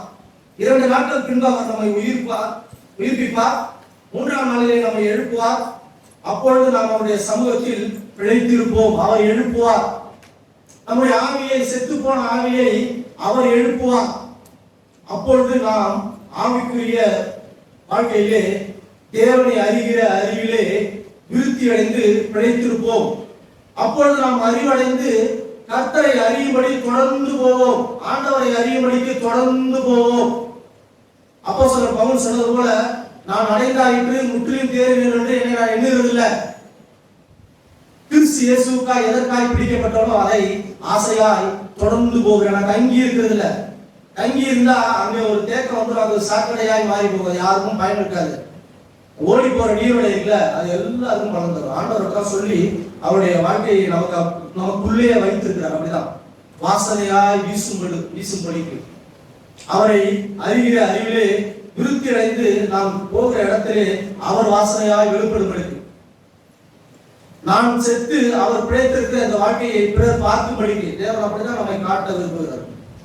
தொடர்ந்து போவோம். அவருடைய புறப்படுதல் அருணோதயம் போல ஆயத்தமாக இருக்கிறது. அவர் மழையை போலவும் பூமியின் பெய்யும் முன்மாறி பின்மாறி போலவும் நம்மிடத்தில் வருவார். அவர் மழையை போல அப்படி வருவார். பரிசுத்த ஆவியினால் நம் இருதயத்தை நிரப்புவார். அப்பொழுது ஒரு சமூகத்திலே ஒரு பிழைப்பு உண்டாகும். செத்து போன உணர்வு இல்லாத இருள் அடைந்தது பிழைத்து அவருக்கென்று மகிமையாய் துளித்து எழுப்போம். கிறிஸ்து இயேசு அப்படியே நடத்துவார். எப்ராயிமே உனக்கு என்ன செய்வேன், யூதாவே உனக்கு என்ன செய்வேன், உங்கள் பக்தி காலையில் காணும் நேரத்தை போலவும் விடியற் காலையில் தோன்றும் பனியை போல ஒளிந்து போகிறது. நீ உன்னை நினைச்சினா அது பலிக்கல. அது உன்னுடைய பக்தி இப்படி எல்லாம் அப்படி காலையிலே தோன்றி அப்படி மாலையிலே போறது போல எல்லாம் ஒழிஞ்சு போகும். என் ஆவியை நான் உனக்கு தருவேன்னு சொல்லி 6ஆம் அதிகாரத்துல பலியை அல்ல இரக்கத்தையும் தகன பலிகளை பார்க்கிலும் தேவனை அறிகிற அறிவையும் விரும்புகிறேன். ஒரு விருப்பம் நமக்கு இருக்கா? தேவனுடைய அன்பு நமக்குள்ளே இருதயத்திலே ஊற்றப்பட்டிருந்தால் அந்த அன்பு நம்மை அவரை அறிகிற அறிவிலேயே நம்மை நெருக்கி ஏவும். ஆண்டவர் சொல்லி நம்ம நடக்கிறார். பலியை அல்ல இப்படி ஒரு காலையிலே அப்படி பலியை செலுத்துறது போல செலுத்திட்டு அப்படியே என்னோட காரியத்தை நான் பார்க்கிறதல்ல. தகனை பலிகளை பார்க்கணும். தகன பலி ஏதோ ஒன்று கொடுக்கிறோம் இல்ல, தேவன் ரட்சித்தாரே ரட்சிப்பு. இருதயத்தை புதுப்பித்து அவரை தேடும்படிக்கு ஒரு ஆவியை எனக்கு தந்து என்னை உயிர்ப்பித்தாரே. யாருக்கும் கிடைக்கக்கூடாத ஒரு பாக்கியமான வாழ்க்கை எனக்கு கிடைத்திருக்கு. முந்தைய இடத்தில் அன்பு கூர்ந்து என்னையும் செலக்ட் பண்ணியிருக்காரு. எவ்வளவு நல்லவர்கள் இருக்க பாவையான மனுஷருக்கு அவருடைய கண்களில் எனக்கு கிருபை கிடைச்சிருக்கு. இந்த அன்பும் இந்த காரியமும் என்னை நெருக்கி ஏவுகிற பட்சத்தில் தேவனுக்கு பிரியமாய் எழும்புவேன். அது தேவனை அறிகிற அறிவை நான் விரும்புவேன். எனக்கு ஒரு விருப்பம் இருக்கும், எனக்கு ஒரு செய்கை இருக்கும். ஆண்டவர் சொல்றாங்க, ஒரு விருப்பத்தின் செய்கை உனக்கு உண்டு வேண்டும்னு சொல்றாங்க. அந்த விருப்பம் ஏதோ இன்மைக்குரியதா இல்ல, அந்த மறுமைக்குரியதாய் காணாததை தேடும்படிக்கு ஒரு அறிவடையும்படிக்கு அவரையே குறித்து எப்போது விருப்பம். ஒன்றான மெய்தான உண்மையும் நீர் அனுப்பின குமாரனாகிய கிறிஸ்து இயேசுவையும் அறிவதே நித்திய ஜீவன். நித்திய ஜீவனுக்காக ஆண்டவர் நம்மை அழைத்திருக்கிறார். அதை தான் நமக்கு தருவேன்னு சொல்லி வாக்கு பண்ணியிருக்கிறார். வேற எதுவுமே இல்லை. இந்த காரியத்தை உலகத்துல எல்லாத்தையும் அவங்களுக்கு கொடுப்பேன், நீங்க சுபிட்சமா பூமியில இருப்பீங்க. இல்லவே இல்லை. அங்கு வந்து சேர தேவையான எல்லா காரியத்தையும் ஆண்டவர் தருவார். ஆனால் நமக்கு அளிப்பேன்னு சொன்ன ஒரு காரியம் என்னன்னா நித்திய ஜீவன். அது எப்படி நம்ம பெற்றுக்கொள்ளணும்? அவரை அறிகிற அறிவிலே விருத்தி அடையும் போது அதை பெற்றுக்கொள்வோம். ஆண்டவர் தான் சொல்லி நம்ம எழுப்புகிறோம். எபேசியர் 4ஆம் அதிகாரம் 1ஆம் வசனத்துல ஒரு வார்த்தை நான் பேசிட்டு போது எபேசியர் 4ஆம் அதிகாரம் 1ஆம் வசனம். பவுல் அப்போஸ்தலன் என்ன சொல்றாருன்னா, ஆதலால் கர்த்தர் நிமித்தம் கட்டுண்டவராகிய நான் உங்களுக்கு சொல்லுகிற புத்தி என்னவெனில், நீங்கள் அழைக்கப்பட்ட அழைப்புக்கு பாத்திரவான்களாய் நடந்து கொள்ளுங்க. உங்களை அழைச்சிருக்காங்களே இயேசு கிறிஸ்து, அதுக்கு நீங்க பாத்திரவான்களாய் நடந்து கொள்ளுங்க. அபாத்திரமாய் நடந்து கொள்ளாதீங்க, அவிசுவாசம் நடந்து கொள்ளாதீங்க. விசுவாசமாய் உங்கள் பாதையிலே தொடர்ந்து போங்க. ஆரம்பிக்கும் போது என்ன சொல்ற? கர்த்தர் நிமித்தம் கட்டுண்டவராகிய நான். ஏதோ ஆண்டவர் அப்படியே கைத்த போட்டு கட்டி, நீ இதுக்குள்ளவனா இருக்கணும், அப்படி இருக்கணும், நீ அப்படிலாம் இருந்ததா சரியில்லை, அப்படிலாம் ரொம்ப இருக்கணும், அப்படிலாம் எதுவும் இல்லை. அவர் அன்பின் கயிறினால் கட்டுகிறார். அவருடைய அன்பு, எனக்காக ஆண்டவரே நீ சிலுவையிலே தொங்கின, எனக்காய் பலியாகி என்னை இந்த பரிசுத்த வாழ்க்கைக்கு பங்காய் மாற்றீங்களே, அந்த அன்பு, அது நிமித்தமாய் கட்டப்பட்ட எந்த மனுஷனும் ஒரு கிறிஸ்துவுக்கு பாத்திரவனாய் நடந்து கொள்வான் தான் சொல்றாங்க. 1ஆம் அதிகாரம் 15ஆம் வசனத்துல, நம்முடைய கர்த்தராகிய இயேசு கிறிஸ்துவுடைய பிதாவை நோக்கி முழங்கால் படியிட்டு, நீங்கள் அவருடைய ஆவியினாலே உள்ளான மனுஷனில் வல்லமையாய் பலப்படவும். உள்ளான மனுஷனிலே வல்லமையாய் பலப்படவும். விசுவாசத்தினாலே கிறிஸ்து உங்கள் இருதயங்களில் வாசமாய் இருக்கவும். உங்கள் விசுவாசத்தினாலே கிறிஸ்து மாத்திரமே உங்கள் இருதயத்தில் வாசமாய் இருக்கவும்னா, அவர் சந்தோஷமாய் தங்கி இருக்கவும். வாசம் பண்ணுற ஒரு இடம்னா ஏதோ கெஸ்ட் ஹவுஸ் இல்லை, அவர் பர்மனண்டாய் தொடர்ந்து நம்ம இருதயத்தை தங்கி இருக்கிற ஒரு இடமாய். நீங்கள் அன்பிலே வேரூன்றி நிலை பெற்றவர்களாகி சகல பரிசுத்தவான்களோடு கூட கிறிஸ்துவனுடைய அன்பின் ஆழம் அகலமும் நீளமும் ஆழமும் உயரமும் இன்னதென்று உணர்ந்து அறிவிக்கட்டாத அந்த அன்பை அறிந்து கொள்ள வல்லவர்களாய் வளரணும். ஆண்டவர் அப்போஸ்தலன் எதிர்பார்க்கிறது என்னன்னா, அவருடைய அன்பை நீ உணர்ந்து அதனுடைய ஆழம் எவ்வளவு இருக்கும், ஆண்டவர் என் மேல் வைத்திருக்கிறாரே அன்பு, அதோட நீளம் எவ்வளவு பெருசா இருக்கும், அதோட அகலம் எவ்வளவு பெருசா இருக்கும், அதோட ஆழம் எவ்வளவு டீப்பா இருக்கும். அந்த ஒரு அன்பை, நிபந்தனை இல்லாத ஒரு அன்பை, என்னை அழைத்த அந்த அன்பை நான் உணர்ந்து கொள்ள வல்லவர்களாய் வளரணும். இதுதான் நமக்கு கொடுத்திருக்கிற பெரிய ஒரு புது உடன்படிக்கையில பெரிய டாஸ்க். அப்படி வல்லவர்களாய் சகல பரிசுத்தத்தை நிறைவேறவும் அவர் தமது மகிமையுடைய ஐஸ்வர்யத்தின்படியே உங்களுக்கு அனுக்கிரகம் பண்ணணும். அதை வல்லவராய் வளர்த்ததுல ஏதோ சாதாரண நான் வளர்ப்பிப்பேன் அப்படிலாம் இல்லை. ஆண்டவர் தான் அதுக்கும் அனுக்கிரகம் பண்ணணும். அவருடைய ஆவிதான் நம்மை உணர்த்தணும். இந்த புது வாழ்க்கைக்குள்ளே உட்பட்ட எந்த மனுஷனையும் அவர் பொறுப்படுத்த நடத்துவேன்னு சொல்றார். பயப்படாதே, அதில் கேட்ட போல பயப்படாதே, சிறுமதையே இதா அவர் ராஜ்யத்தை தர உண்மையில் பிரியமா இருக்கிறார். ஆண்டவர் இன்னைக்கும் அதை தான் சொல்லி நம்ம நினைக்கிறார். ஆண்டவர் ஒரு மாறாதவராய், வாக்கு மாறாதவராய், அவர் எப்போதும் சந்தோஷமாய் நம்ம மேலே சந்தோஷமா இருக்கிறார். நாம் குந்தி குந்தி நடக்கிறவர்களாய், மனம் போன சூழ்நிலையை போகிறவர்களாய், வெளியில பார்க்கிற எந்த காரியத்தையும் பார்த்து திருப்தி அடைகிறவர்களாய் நாம் இருக்கிறோம். அப்படி இல்லை, உள்ளான மனுஷனிலே பலப்படும்படிக்கு, கிறிஸ்துவுக்குள் சந்தோஷத்தை காணப்படும்படிக்கு புது உடன்படிக்கை நமக்குள்ளே தூக்கப்பட்டது. ஆண்டவர் தான் நம்மை அழைத்து அவர் பக்கமாய் திருப்பி நடத்த விரும்புகிறார். யோவான் 6ஆம் அதிகாரம் வாசித்த வார்த்தையை எடுத்துக்கலாம். யோவான் 6ஆம் அதிகாரம்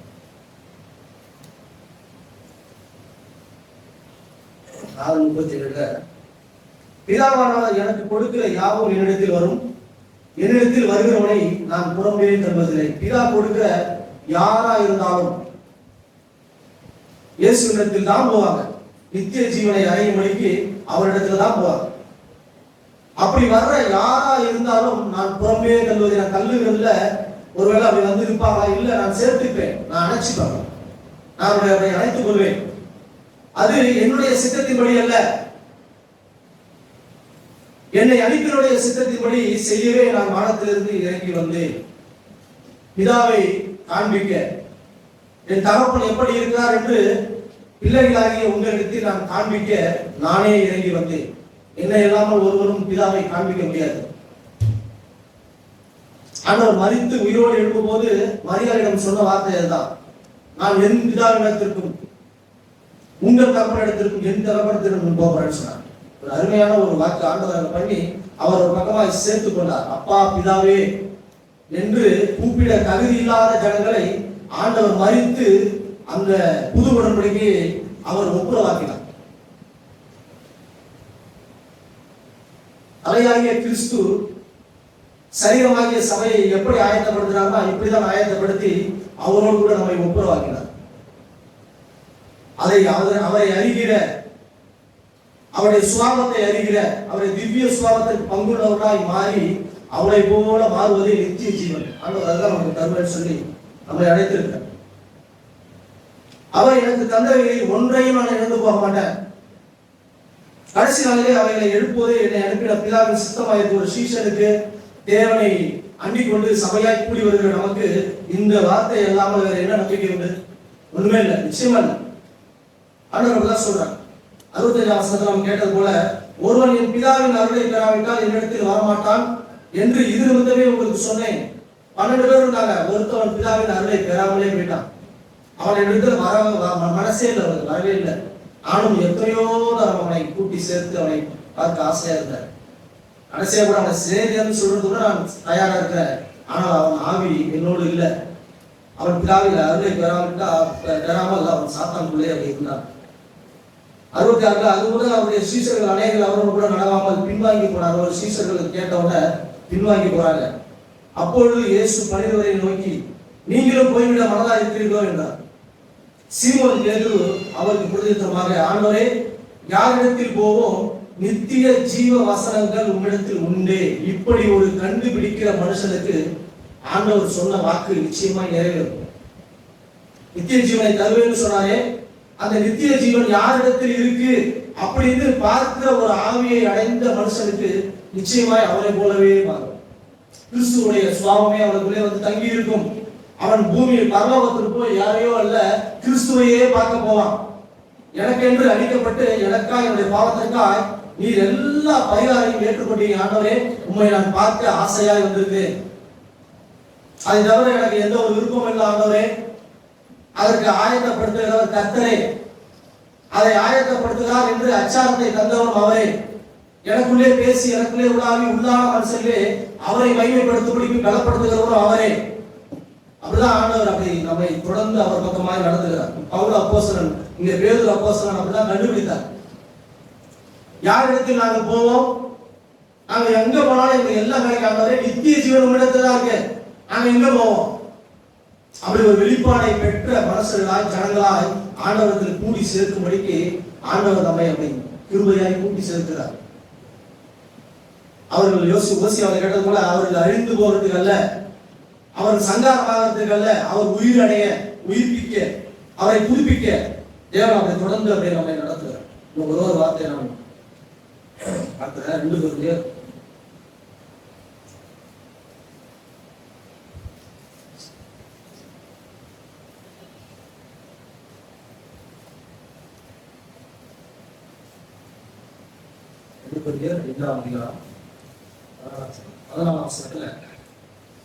கிறிஸ்துவனுடைய அன்பு என்னை நெருக்கி ஏவுகிறது. இது இல்லைன்னா கிறிஸ்துவனுடைய அன்பு என்னை நெருக்கி ஏவல, அவருடைய அன்பை நான் புரிஞ்சிக்கவே இல்லை அப்படின்னா இந்த கிறிஸ்தவ வாழ்க்கை யாருக்கும் ஒர்க் அவுட் ஆகாது.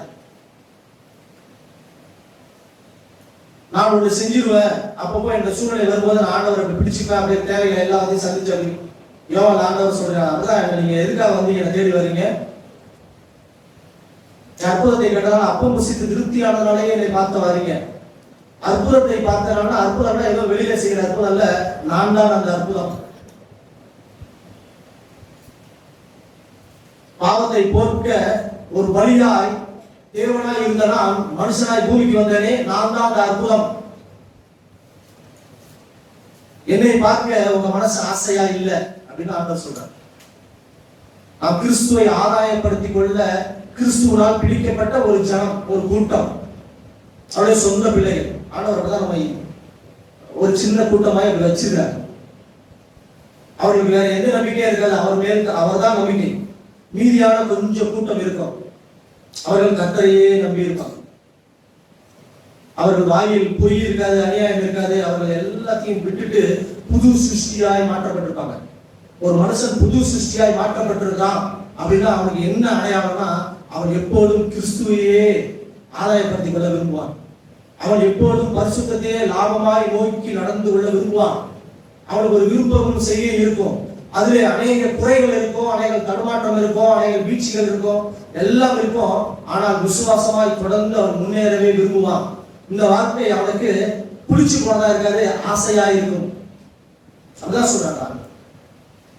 அதுல 17 இப்படி இருக்க ஒருவன் கிறிஸ்துவுக்குள் இருந்தால் புது சிருஷ்டியா இருப்பான், பழையவைகள் ஒழிந்து போயின, எல்லாம் புதிதாயின. ஆண்டவர் எல்லாத்தையும் புதிதாக்கி நம்மை தொடர்ந்து அவர் பொறுப்பெடுத்து நடத்தவே விரும்புகிறார். அவருடைய ஆவியினால் தொடர்ந்து நடப்போம். ஆண்டவர் தாமே நமக்கு உதவி செய்கிறார்.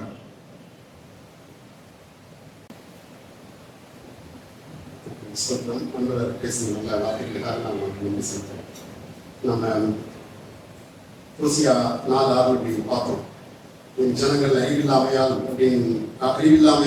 சங்காரமாகிறார்கள் அப்படின்னு. இந்த வார்த்தையை ஆண்டவர் யாரை பார்த்து சொல்றாரு அப்படின்னா, பழைய உடன்படிக்கையில இருந்த அந்த ஜனங்களை பற்றி. அவங்க எவ்வளவோ ஆண்டவர் அவர்களுக்கு நன்மை செய்தும் அவர்களுக்கு மன்னித்தும் அவர்களை அவருடைய பக்கமாக இழுக்க எவ்வளவோ பிரயாசப்பட்டு முயற்சி பண்ணியும் அந்த ஜனங்கள் தேவனை அறிய முடியாமல் போனார்கள். எதனால் அவங்களால அறிய முடியல அப்படின்னா, அவ்வளோ கிரியைகளை அவர்கள் கண்டார்கள். ஜனங்கள் அந்த எகிப்திலிருந்து அவங்க கானான் தேசத்துக்கு வரும்போதும் சரி, அப்பையிலிருந்து முந்தின காரியங்களை பற்றி பிரச்சனை இல்லை. தேவன் அப்பதான் முதல்ல தனக்குன்னு ஒரு ஜனத்தை தெரிந்தெடுத்து அழைக்கிறார், கூட்டமாய் அழைக்கிறார். அழைத்து அவர்களுக்கு தன்னுடைய மகிமையை வெளிப்படுத்த விரும்புகிறார், தன்னை அவர்கள் அறிந்து கொள்ளும்படி செய்ய விரும்புகிறார். அவர்கள் எவ்வளவு பெரிய அடிமைத்தனத்திலிருந்து மீட்கப்பட்டிருக்கிறாங்க அப்படிங்கிறத காண்பிக்கும்படி ஒரு தேசத்தையே ஒரு தேசத்தோட அதிபதியையே தேவன் ஒன்றில்லாம பண்ணி தன்னுடைய வல்லமையை விளங்க பண்ணுகிறார்.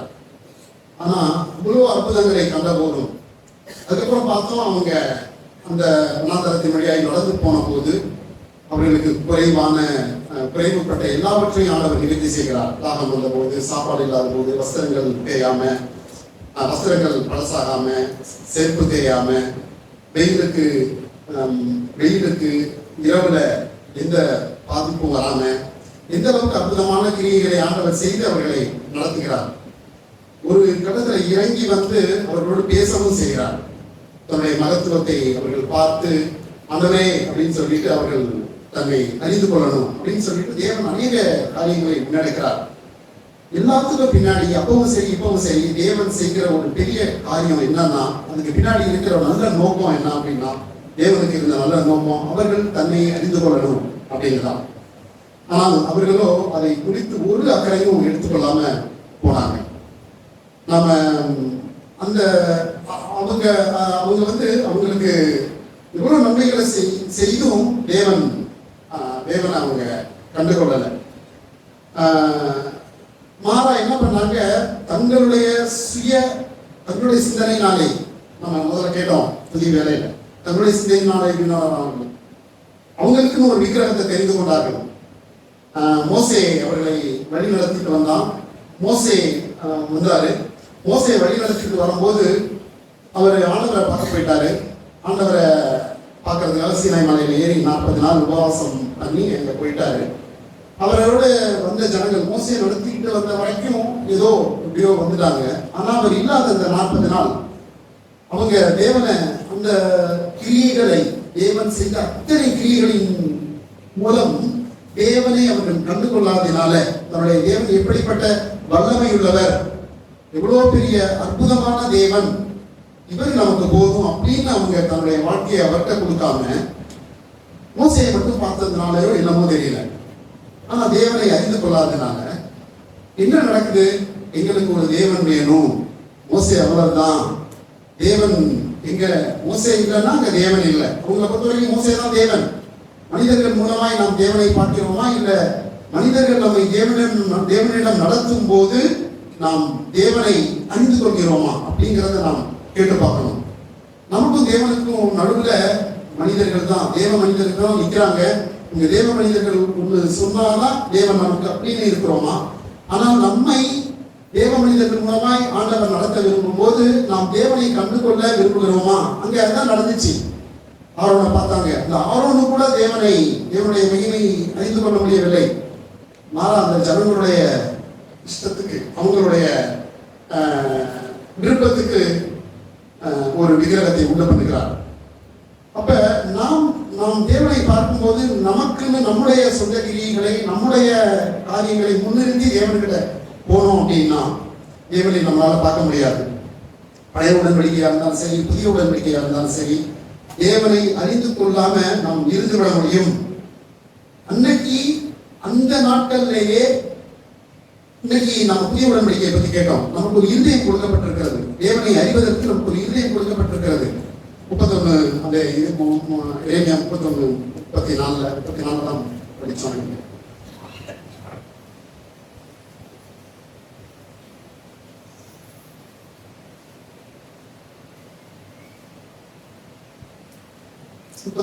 நடுவில் இருந்து 31 நாங்கள் நியாயப்பிரமாணத்தை உள்ளத்திலே வைத்து அதை அவர்கள் இதயத்தில் எழுதி நான் அவர்கள் தேவனாய் இருப்பேன், அவர்களின் ஜனமாய் இருப்பார்கள் என்று கர்த்தர் சொல்கிறார்.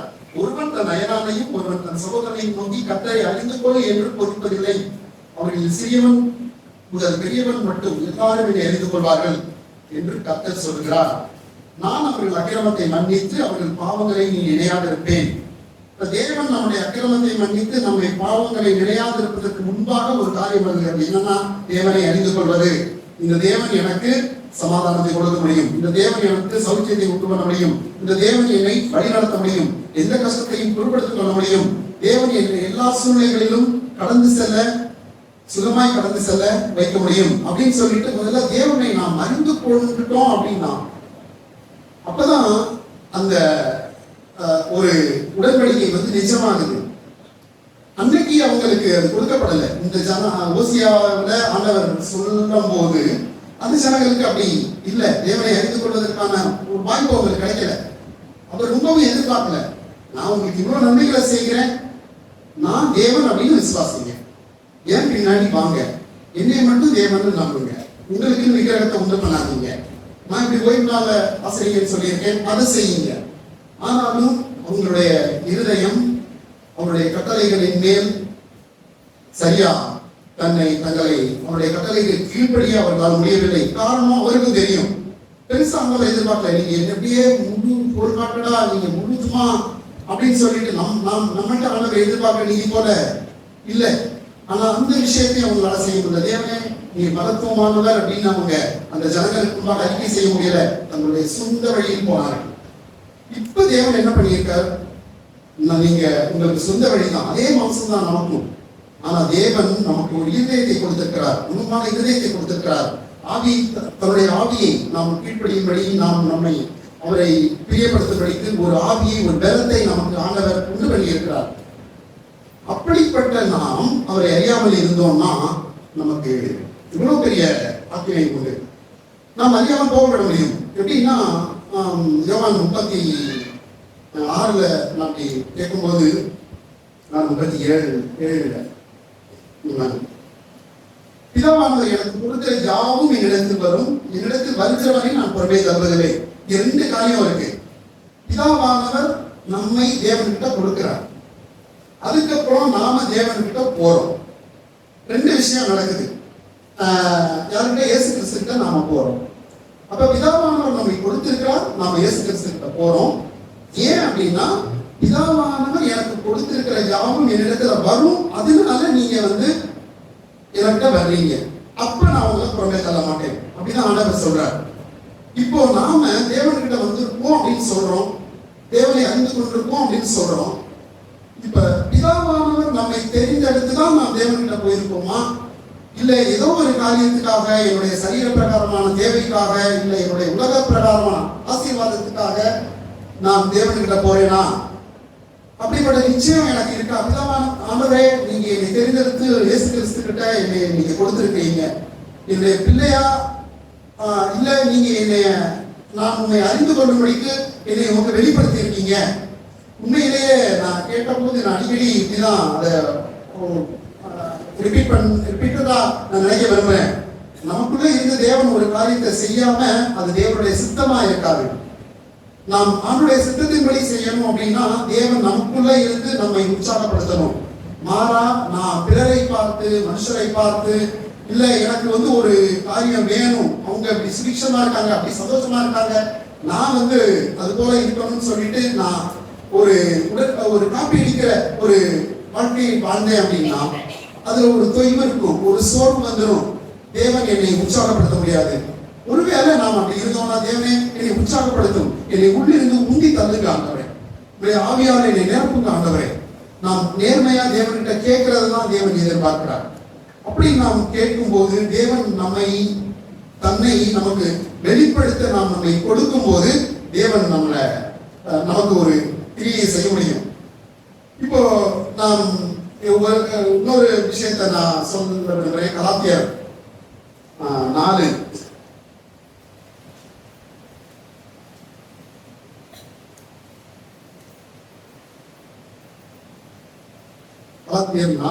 9வது வசனம் 8ல இருந்து படிக்கிறேன். நீங்கள் தேவனை அறியாமல் இருந்த போது சுபாவத்தின்படி தேவர்கள் அல்லாதவர்களுக்கு அடிமைகளாக இருந்தீர்கள். இப்பொழுதோ நீங்கள் தேவனை அறிந்திருக்க அல்லது தேவனாலே அறியப்பட்டிருக்க பலனற்றதும் பெருமையானதுமான வழிபாடுகளுக்கு நீங்கள் மறுபடியும் திரும்பி மறுபடியும் அவைகளுக்கு அடிமைப்படும்படி விரும்புகிறது எப்படி? இங்க வேறொரு கான்டெக்ட்ல அவர் சொல்றாரு. ஆனா இங்க ஒரு விஷயம், நாம் ஒரு காலத்துல தேவனை அறியாமல் இருந்தோம். இப்போ 2 காரியம். ஒண்ணு, நாம் தேவனால் அறியப்பட்டிருக்கிறோம் அல்லது தேவன் நம்மை அறிந்திருக்கிறார். இந்த 2 விஷயமே நம்ம வாழ்க்கையில நிஜமா இருக்கணும். தேவன் நம்மை அறிந்திருக்கிறார் அப்படிங்கிறது நிஜம். நீ புரிகிறவ பேசும்போது தான் சொன்னாங்க, தேவன் நம்மை அறிந்திருக்கிறார், அது நிஜம். அது யோவான் 14 நினைக்கிறேன்.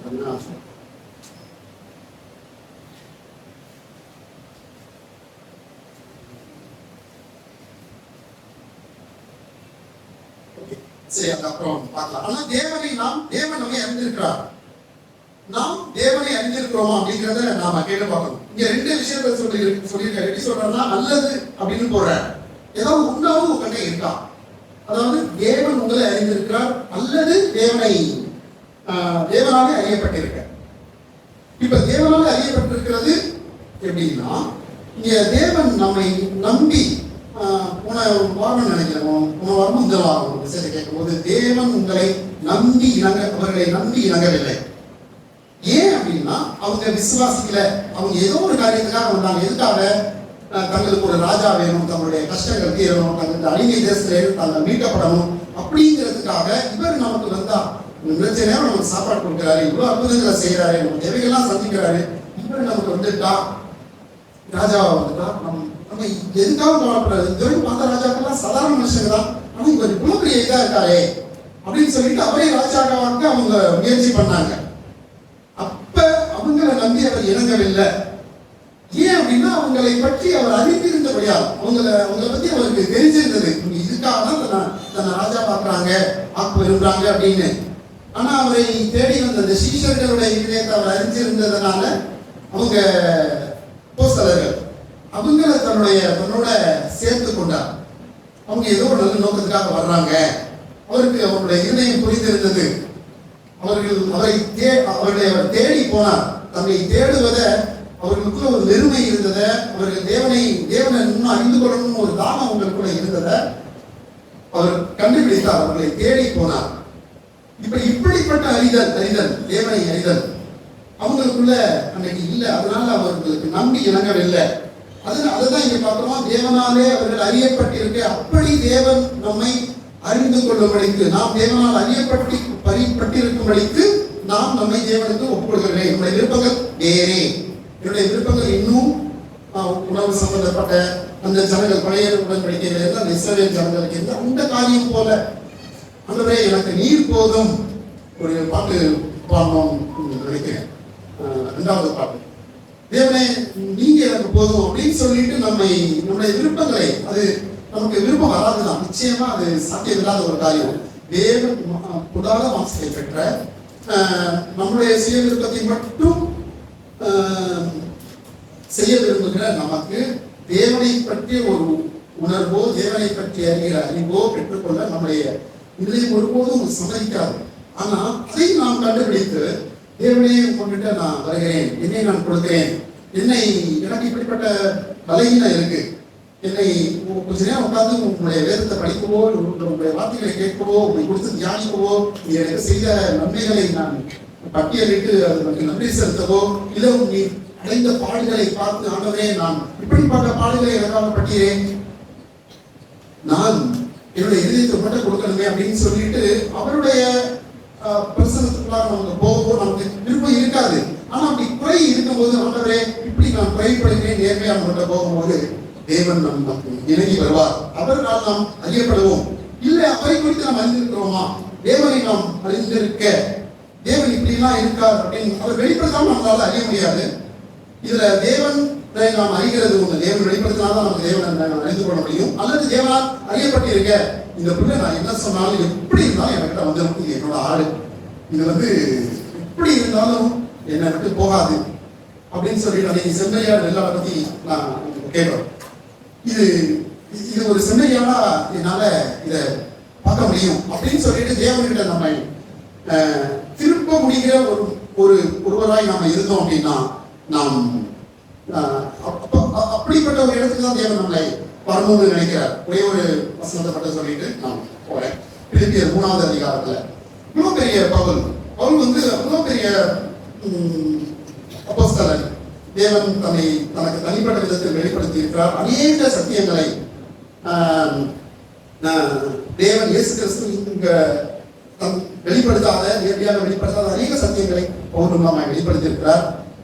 அவருக்கு அநேக ரகசியங்கள் வெளிப்படுத்தப்பட்டது.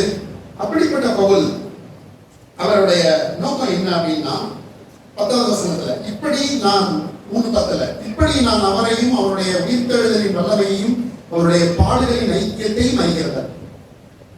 எனக்கு இவ்வளவு காரியங்கள் இருக்கு, நான் இவ்வளவு மேன்மையானவன் அப்படி இப்படி அப்படி அதுக்கு முன்னாடி பார்த்தா 3வது அதிகாரத்துல 3வது வசனத்திலே இருந்து 8வது வசனம் வரைக்கும் இப்படி 6வது வசனம் வரைக்கும் தன்னுடைய நீதிகளை சொல்றார். அப்புறம் நான் இப்படிலாம் இருக்கேன்னு சொல்றேன். இவ்வளவு இருந்தாலும் நான் கிறிஸ்துவை ஆதாயப்படுத்திக் கொள்ளப்படுக்கு சுயநீதியும் உடையவனாயிராமல் கிறிஸ்துவை பற்றி விசுவாசத்தினால் வருகிற விசுவாசம் மூலமாய் தேவனால் உண்டாயிருக்கிறதுமான நீதியும் உடையவனாய் இருந்து கிறிஸ்துவுக்கு இருக்கிறவர் என்று காணப்படும்படிக்கும் இப்படி நான் அவரையும் அவருடைய உயிர்த்தெழுதலின் வல்லமையும் அவருடைய பாடுகளின் ஐக்கியத்தையும் அறிகிறதற்கும். இதுதான் பவுலோட ஆசையா இருந்தது.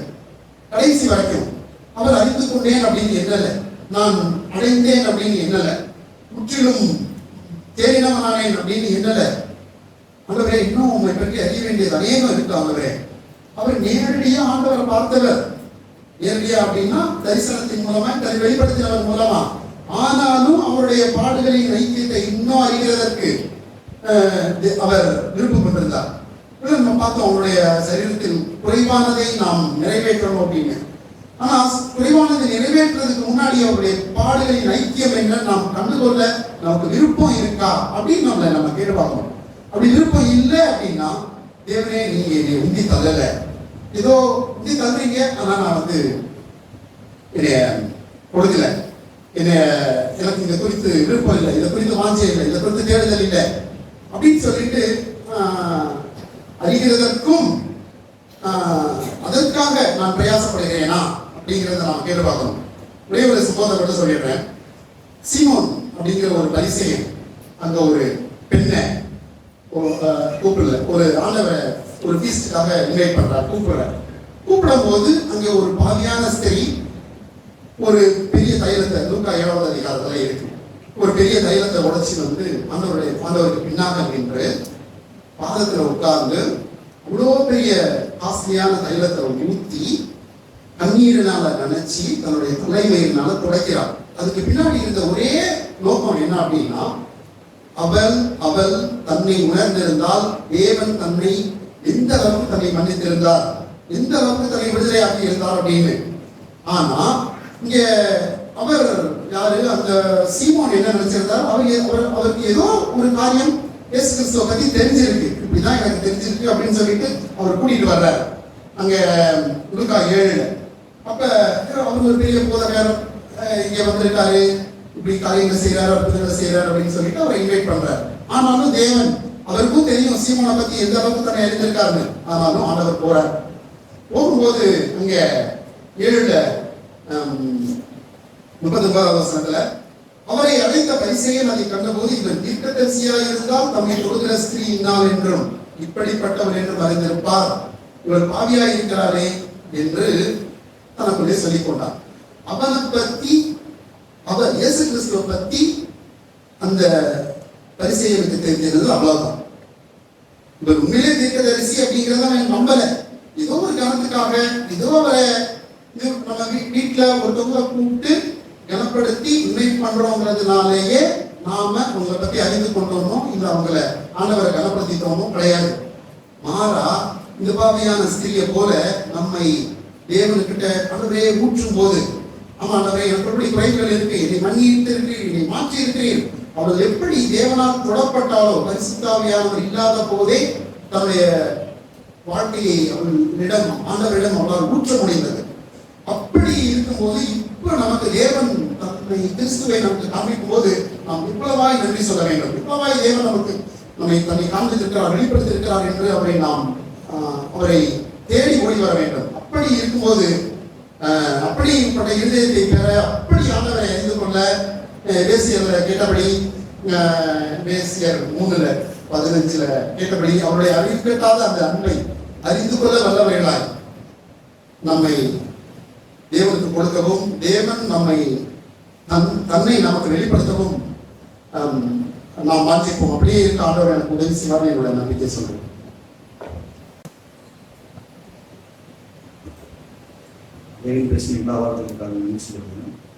யோவான் 6 வாசிக்கிற வார்த்தைக்கு தான் நான் உணர்கிறேன்.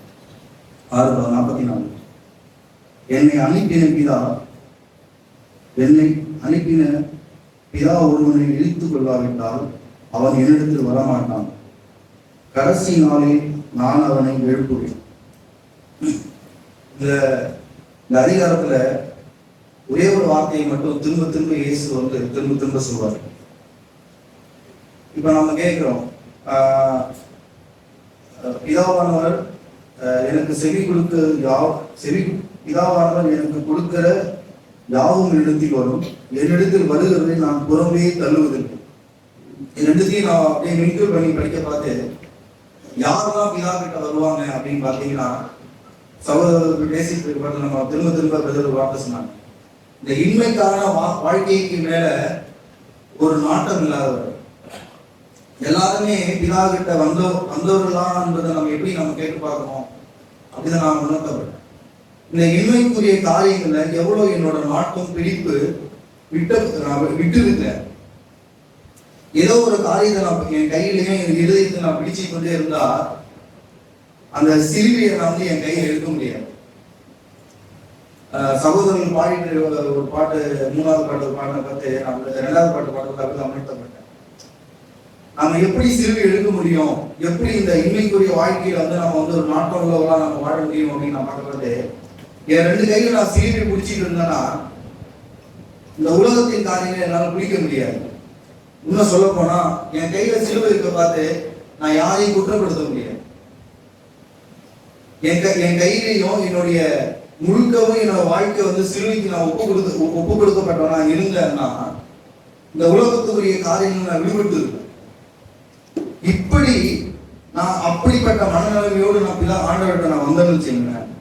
அப்படிப்பட்டவங்களை தான் தேவன் நான் பக்கம் இழுத்துக் கொள்ள விரும்புகிறேன். வாசிக்கிற பார்த்து சகோதர வாசிக்கிற பார்த்து நான் ஒரு வார்த்தையை வாசிக்கிறேன். எப்படி தேவன் நம்ம இழுத்தாரு பார்த்தீங்கன்னா, எரேமியா 31 நம்ம அடிக்கடி வாசிக்கிற வார்த்தைகள் தான். உண்மையாவே நம்ம தேவனால் இழுக்கப்பட்டிருக்கிறோமா, அவர் அன்பு நம்மளை அப்படி இழுத்து பவுல் சொல்ற ஒரு பின்னாடி நம்ம வாசிப்போம். எரேமியா 31:3 வாசிங்களா?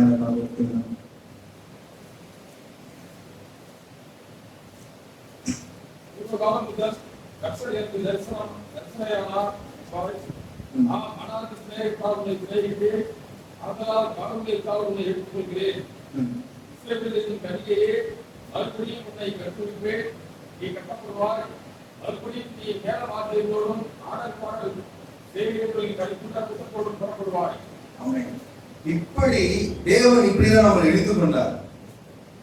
நாம எப்படிப்பட்ட நிலையில இருந்து தேவன் நம்மளை ரட்சித்தார்ன்றதை நம்ம நினைச்சோம்னா அதை குறிச்சுதான் நம்ம எப்பொழுதுமே அதை மகிழ்ந்து நம்ம தேவனை நம்ம கலி கூறுவோம். இப்ப நம்ம யாருமே சபையில நம்மள தேவனை நீங்க துதிங்க அப்படின்னு யாரும் எனக்கு சொல்லவே வேண்டாம். அனாதி ஸ்நேகத்தினால் நம்ம ஸ்நேகித்த ஆண்டவரோட அந்த நேசத்தை ஒருவேளை புரியல அப்படின்னா போய் நம்ம வீட்டுல கேட்போம். நான் புரிஞ்சுக்கிட்டேன்னாலும் நான் நிக்கல, நான் இன்னும் கேட்கிறேன். சகோதரர் சொல்ல பார்த்து அந்த அன்பின் ஆழத்தை மட்டும் நான் உணரணும் ஆண்டவரே, வேற எதுவுமே எனக்கு வேண்டாம். நம்ம படிக்கிறோம், வேலை செய்யறோம், இந்த இன்னும் இந்த பூமியில வாழறதுக்கான நிறைய காரியங்கள் நம்ம ஃபேஸ் பண்றோம். அதுவே நான் ஆக்குபை பண்ணிட கூடாது, அதுவே என்னை ஆளுகை செஞ்சிடக்கூடாது.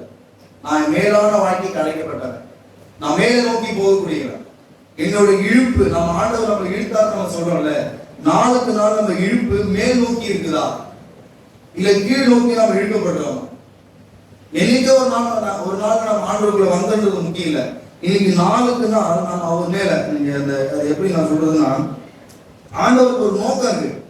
ஏன் அப்படி ஆண்டவர் நம்ம இழுத்தாருன்னா, அனாதி ஸ்நேகத்தான் உங்களை ஸ்நேகித்தேன், காரணத்தினால் உங்களை இழுத்து கொண்டேன். அதுல நீங்க அந்த 31 பிற்பகுதியை பார்த்தீங்கன்னா, நீ கட்டப்படுவாய். நம்ம கட்டி எழுப்பப்படணும் ஒரு குடும்பமா. அதை நான் எப்படி பார்க்கிறேன் அப்படின்னா, தேவனாம அப்படி இழுத்து கொள்றதை எப்படி நான் பார்க்கிறேன்னா, நம்ம குடும்ப வாழ்க்கையில கணவன் மனைவி காரியங்கள் நம்ம டெய்லி ஃபேஸ் பண்ற காரியங்கள்ல, நான் தேவனோட கழுத்து எப்படி சொன்னா, ஒரு கயிறு என் கழுத்துல கட்டி இருக்கு. என் மனைவிக்கு விரோதமா ஒரு வார்த்தை நான் பேசணும்னு நான் என்னோட இருதயத்தில் ஒரு காரியம் எழும்புது. அதாவது நான் பாவம் பண்ணிட்டு நான் மன்னிப்பு கேட்கறது ஒரு பெரிய விஷயமே கிடையாது. அது பழைய ஏற்பாட்டு எல்லாருமே செஞ்சாங்க. புதிய ஏற்பாட்டு என்ன ஸ்பெஷல் அப்படின்னா, நான் உணர்ந்துன்னா, பாவம் செய்யிட்டு மன்னிப்பு கேட்கறது எனக்கு வேண்டாம், அந்த வாழ்க்கை எனக்கு வேண்டாம். நான் பாவமே செய்யாதபடி எனக்கு காத்துக்கொள்ளுங்க. என் மனைவி கிட்ட நான் கோபப்பட்டு நான் மன்னிப்பு கேட்கிறேன், எனக்கு வாழ்க்கை, எனக்கு அந்த வாழ்க்கை வேண்டாம். அது பழைய வாழ்க்கை. இது உலகத்தார்கள் தான் செய்யறாங்க. ஒரு ஆபீஸ்ல வேலை செய்யறவங்க, இல்லைன்னா ஒரு கணவன் மனைவி பாத்தீங்கன்னா சபையில இங்க வரவங்க மட்டும் கிடையாது. என்ன பண்ணுற, அவங்க வெளியில நீங்க பாத்தீங்கன்னா மன்னிப்பு கேட்கலாம், நைட்டு சாப்பாடு கிடையாது. மன்னிப்பு கேட்கலாம், என் முன்னாடி என்னோட மனைவி இந்த காரியங்கள்லாம் செய்ய மாட்டாங்க, அதனால மன்னிப்பு கேட்கிறவங்க உண்டு. அது இல்ல, அந்த வாழ்க்கை எனக்கு வேண்டாம். இருதயத்திலே ஆண்டவர் எனக்கு அவரோட அன்பினால நான் என் மனைவியை மன்னிக்கிறேன்னா, ஆண்டவரே நீங்க எனக்கு இவ்வளவா மன்னிச்சிருக்கீங்க ஆண்டவரே, அது நிமித்தம் நான் இவங்களை மன்னிக்கணும். ஒரு காரியத்தை நம்ம செய்யணும்னா தேவனுடைய அன்பை நம்ம விளங்கி கொண்ட பிறகுதான் அது மற்றவங்களுக்கு நம்ம செய்ய முடியும். ஏனோ தானமாக நம்ம உலகத்தாருக்கும் நேசம் இருக்கு, உலகத்தாருக்கும் ஒரு அன்பு இருக்கு, உலகத்தாருக்கும் ஒரு காரியம் இருக்கு. ஆனா நம்ம பார்க்கிற அன்பு அதாவே அன்பு. அது மனிதத்தில் காணப்படாத ஒரு தெய்வீக அன்பினால நம்ம நிரப்பப்பட்டு இருந்தோம்னா அந்த அன்பு நம்மளுக்கு இழுக்கும். நான் இப்படி ஒண்ணு நான் செய்யலையப்பா, நான் உன்னை இதயத்துல ஒண்ணு வச்சுக்கிட்டு நான் உன்னை மன்னிக்கலையப்பா, நான் ஒரு மாயமாலமா நான் உன்னை அன்புக்குரியப்பா, நீ உன் மனைவிடத்துல நீ அப்படி செய்யக்கூடாதுப்பா அப்படின்னு நம்ம இழுக்கப்படுறோமா, காட்டப்படுறோமா? பாவத்தோட அப்படி சொல்லப்போனா பாவத்தோட வீதி என்னோட வாழ்க்கையில கம்மியா இருக்கா? நான் ஒரு நாள்ல டெய்லி என் மனைவியோட சண்டை போட்டு இருந்தேன் அப்படின்னா பாருங்க, அது காரியம் தேவனுடைய திருப்பினோட வாழ்க்கையில இடைப்பட்டு என்னை மாத்தி அந்த சண்டை போடுறது ஒரு டெய்லி சண்டை போடுறது அது ஒரு வாரமா மாறி இருக்கு. அது வாரம் என்பது ஒரு மாசம், அப்படியே கொஞ்சமா ஃபுல்லாலாம் இது பண்ணி நான் சொல்ல முடியாது. ஆனா தேவன் கொஞ்சம் கொஞ்சமா அந்த அன்பின் கையில் எனக்கு இருக்கு. அப்படியே மெல்ல அப்படியே இந்த உலகத்தின் காரியங்கள் பின்னாடி இழுத்துக்கிட்டே வருது. அப்படி நான் தேவனோட அன்பினால் இழுக்கப்பட்டிருக்கிறேன்னா அதுதான் தேவன் கேட்கிறார். தேவன் நம்மளை அந்த சபைக்கு கொண்டு வருவதற்கு ஒரு காரணம் உண்டு. தேவன் நம்ம இந்த சபைக்கு வச்சிருக்கிறது ஒரு காரணம் உண்டு. நாம் அப்படிப்பட்ட தேவ அன்பினால நம்ம இழுக்கப்பட்டு கொண்டிருக்கிறோமா? டெய்லி அந்த வார்த்தையை ரிப்பீட் பண்ணாங்க, ரொம்ப திரும்ப ரிப்பீட் பண்ணாங்க. என்னைக்கும் நடந்த விஷயம் இல்லை, இன்னைக்கு நடக்குதா? நான் என்னைக்கும் ஞானஸ்தானம் எடுத்தா, நான் என்னைக்கும் பரிசுத்த ஆவியினால நான் நிரப்பப்பட்டேன், நான் என்னைக்கும் அப்படி இருந்தது. அந்த நேர்த்திய காரியம் எனக்கு வேணாண்டவே. இன்னைக்கு அதுக்கு ஒரு வார்த்தையை நான் படிக்க பார்த்து, காலை தோறும் புதிய கிருபை தருகிறாராம். ஃப்ரெஷ் கிரேஸ், ஒரு புதிய டெய்லி என்னோட வாழ்க்கையில தேவனோட கிருபை புதுசா வெளிப்படுதா? நேற்று கோவப்பட்டேன், இன்னைக்கு நான் கோவப்படுறேன். நான் நேற்று இருந்த மாதிரிதான் இன்னைக்கு இருக்கிறேன்னா, இன்னைக்கு கொஞ்சம் ஆண்டவர் என்ன மாத்தி இருக்கிறாரா? நம்ம கேட்போம், ஆண்டவரை போய் கேட்போம். தேவன் நம்மள ஒரு நோக்கம் இல்லாம நம்ம தேவன் நம்ம சபைக்கு நம்மளை கொண்டு வரல. ஒரு நோக்கம் இல்லாம தேவன் அந்த சபையில வந்து நம்மளை வந்து வைக்கல. நீங்க யோவான்ல பாத்தீங்கன்னா 6 அது பிரதர் வாசிக்க பார்த்து எனக்கு ரொம்ப உற்சாகமா இருந்தது. 6:45 எல்லோரும் தேவனால் போதிக்கப்பட்டிருப்பார்கள் என்று தீர்க்கதரிசியின் ஆகமத்தில் எழுதியிருக்கிறதே, ஆகையால் பிதாவிடத்தில் கேட்டு கற்றுக்கொள்ளுகிற எவனும் என்னிடத்தில் வருகிறான். பிதா கிட்ட கேட்டு கற்றுக்கொள்ள நம்ம சபைக்கு வந்திருக்கிறோமா? எல்லாரும் நமக்கு நல்ல சகோதரர்கள் கொடுத்திருக்காங்க, நல்ல சகோதர ஐக்கியம் கொடுத்திருக்காங்க. இதெல்லாம் வந்து ஒரு 2 மணி நேரம் 3 மணி நேரம் ஒரு நாள் ஒரு ஞாயிற்றுக்கிழமை கொஞ்ச நேரம் நம்ம இங்க இருந்துட்டு என்னோட ஐக்கியப்பட்டு போறது வந்து அது இல்லை. அது வேணும்னா ஆனா அதுவே என்னோட வாழ்க்கையில வந்து இதெல்லாம் எப்படி சொல்லுவாங்க, இதெல்லாம் ஊருகா ஒரு சாப்பாடை நம்ம சாப்பிடணும் அப்படின்றதுக்காக இது எல்லாமே நமக்கு வந்து கிடைக்கப்பட்ட ஒரு ஊருகா போல. ஆனா அந்த மெயின் சாப்பாடு அந்த ஜீவ அப்பம் இயேசு கிட்ட நம்ம வந்து இயேசுகிட்ட நம்ம அப்படி கேட்கிற மாதிரி தான் நான் பார்க்கிறேன். ஆண்டவரே எனக்கு பிதாவை கற்றுக் கொடுங்க, பிதா எப்படி இருப்பாருன்னு சொல்லி கொடுங்க. சீஷர்கள் அதான் கேட்டாங்க. உண்மையான நம்ம சீஷர்களா இருந்தா இதுதான் நம்ம இயேசுகிட்ட நம்ம கேட்டு கற்றுக்கொள்வோம். ஆண்டவரே நீங்க இப்படிப்பட்ட சூழ்நிலை கலந்து போனீங்க ஆண்டவரே. இப்ப என்னோட குடும்பத்துல என் மனைவியை குறிச்சு நான் வெளியில ஒருவேளை நியாயம் இருக்காம இருக்கலாம், என் இருதயத்துல அப்படிப்பட்ட எண்ணெய் எழுதுது ஆண்டவரே, அதை நீங்க எப்படி மேற்கொண்டு எனக்கு கற்றுக் கொடுங்க. நான் ஒரு சகோதரரை பார்த்து பொறாம படாம இருக்கேன், ஒரு சகோதரரை குறிச்சு நான் வந்து அவரை பத்தி குறை சொல்லாம இருக்கேன், எனக்கு கற்றுக் கொடுங்க. நீங்க பதில் வகையில உங்களை நீங்க அடிக்க பார்த்து நீங்க எப்படி பிதாவுக்கு பயந்து உங்களை நீங்க ஒப்பு கொடுத்தீங்க ஆண்டவரே, எனக்கு கற்றுக் கொடுங்க ஆண்டவரே. இப்படி நம்ம தேவன்கிட்ட வந்து இப்படி நம்ம கட்டப்பட்டிருக்கிறோமா? தேவனோட அன்புனால நம்ம கட்டப்பட்டிருக்கோம்னு வச்சுக்கோங்க, பிசாசுக்கு அடிமையாயிடும். தேவன் வந்து யாரையுமே வந்து ஒரு ஃபோர்ஸ் பண்ணி ஆண்டவர் என்ன சொல்றாருன்னா, மத்திய 11 வாசிக்கிறது தான் இது மட்டும் நான் சொல்லி முடிச்சிருக்கேன். அவர் பண்ண ஜெபம் அவர் எப்படி சொல்றது, மத்திய 11 நீங்க வீட்டுல போய் படிச்சு பார்த்தீங்கன்னா தெரியும். ஆண்டவர் வந்து ஒரு காலையில பேசிட்டே வர்றாரு. எப்படி சொல்றாரு, உனக்கு கையோ இவனு கையோ அப்படி அவங்க கையையும் சொல்லிட்டு வந்து சடனா அவர் என்ன பண்றாருன்னா அப்படியே அந்த பேசிட்டு வந்த அந்த டாபிக்கை மாத்தி தப்புன்னு தேவன் துதிக்க ஆரம்பிச்சாரு.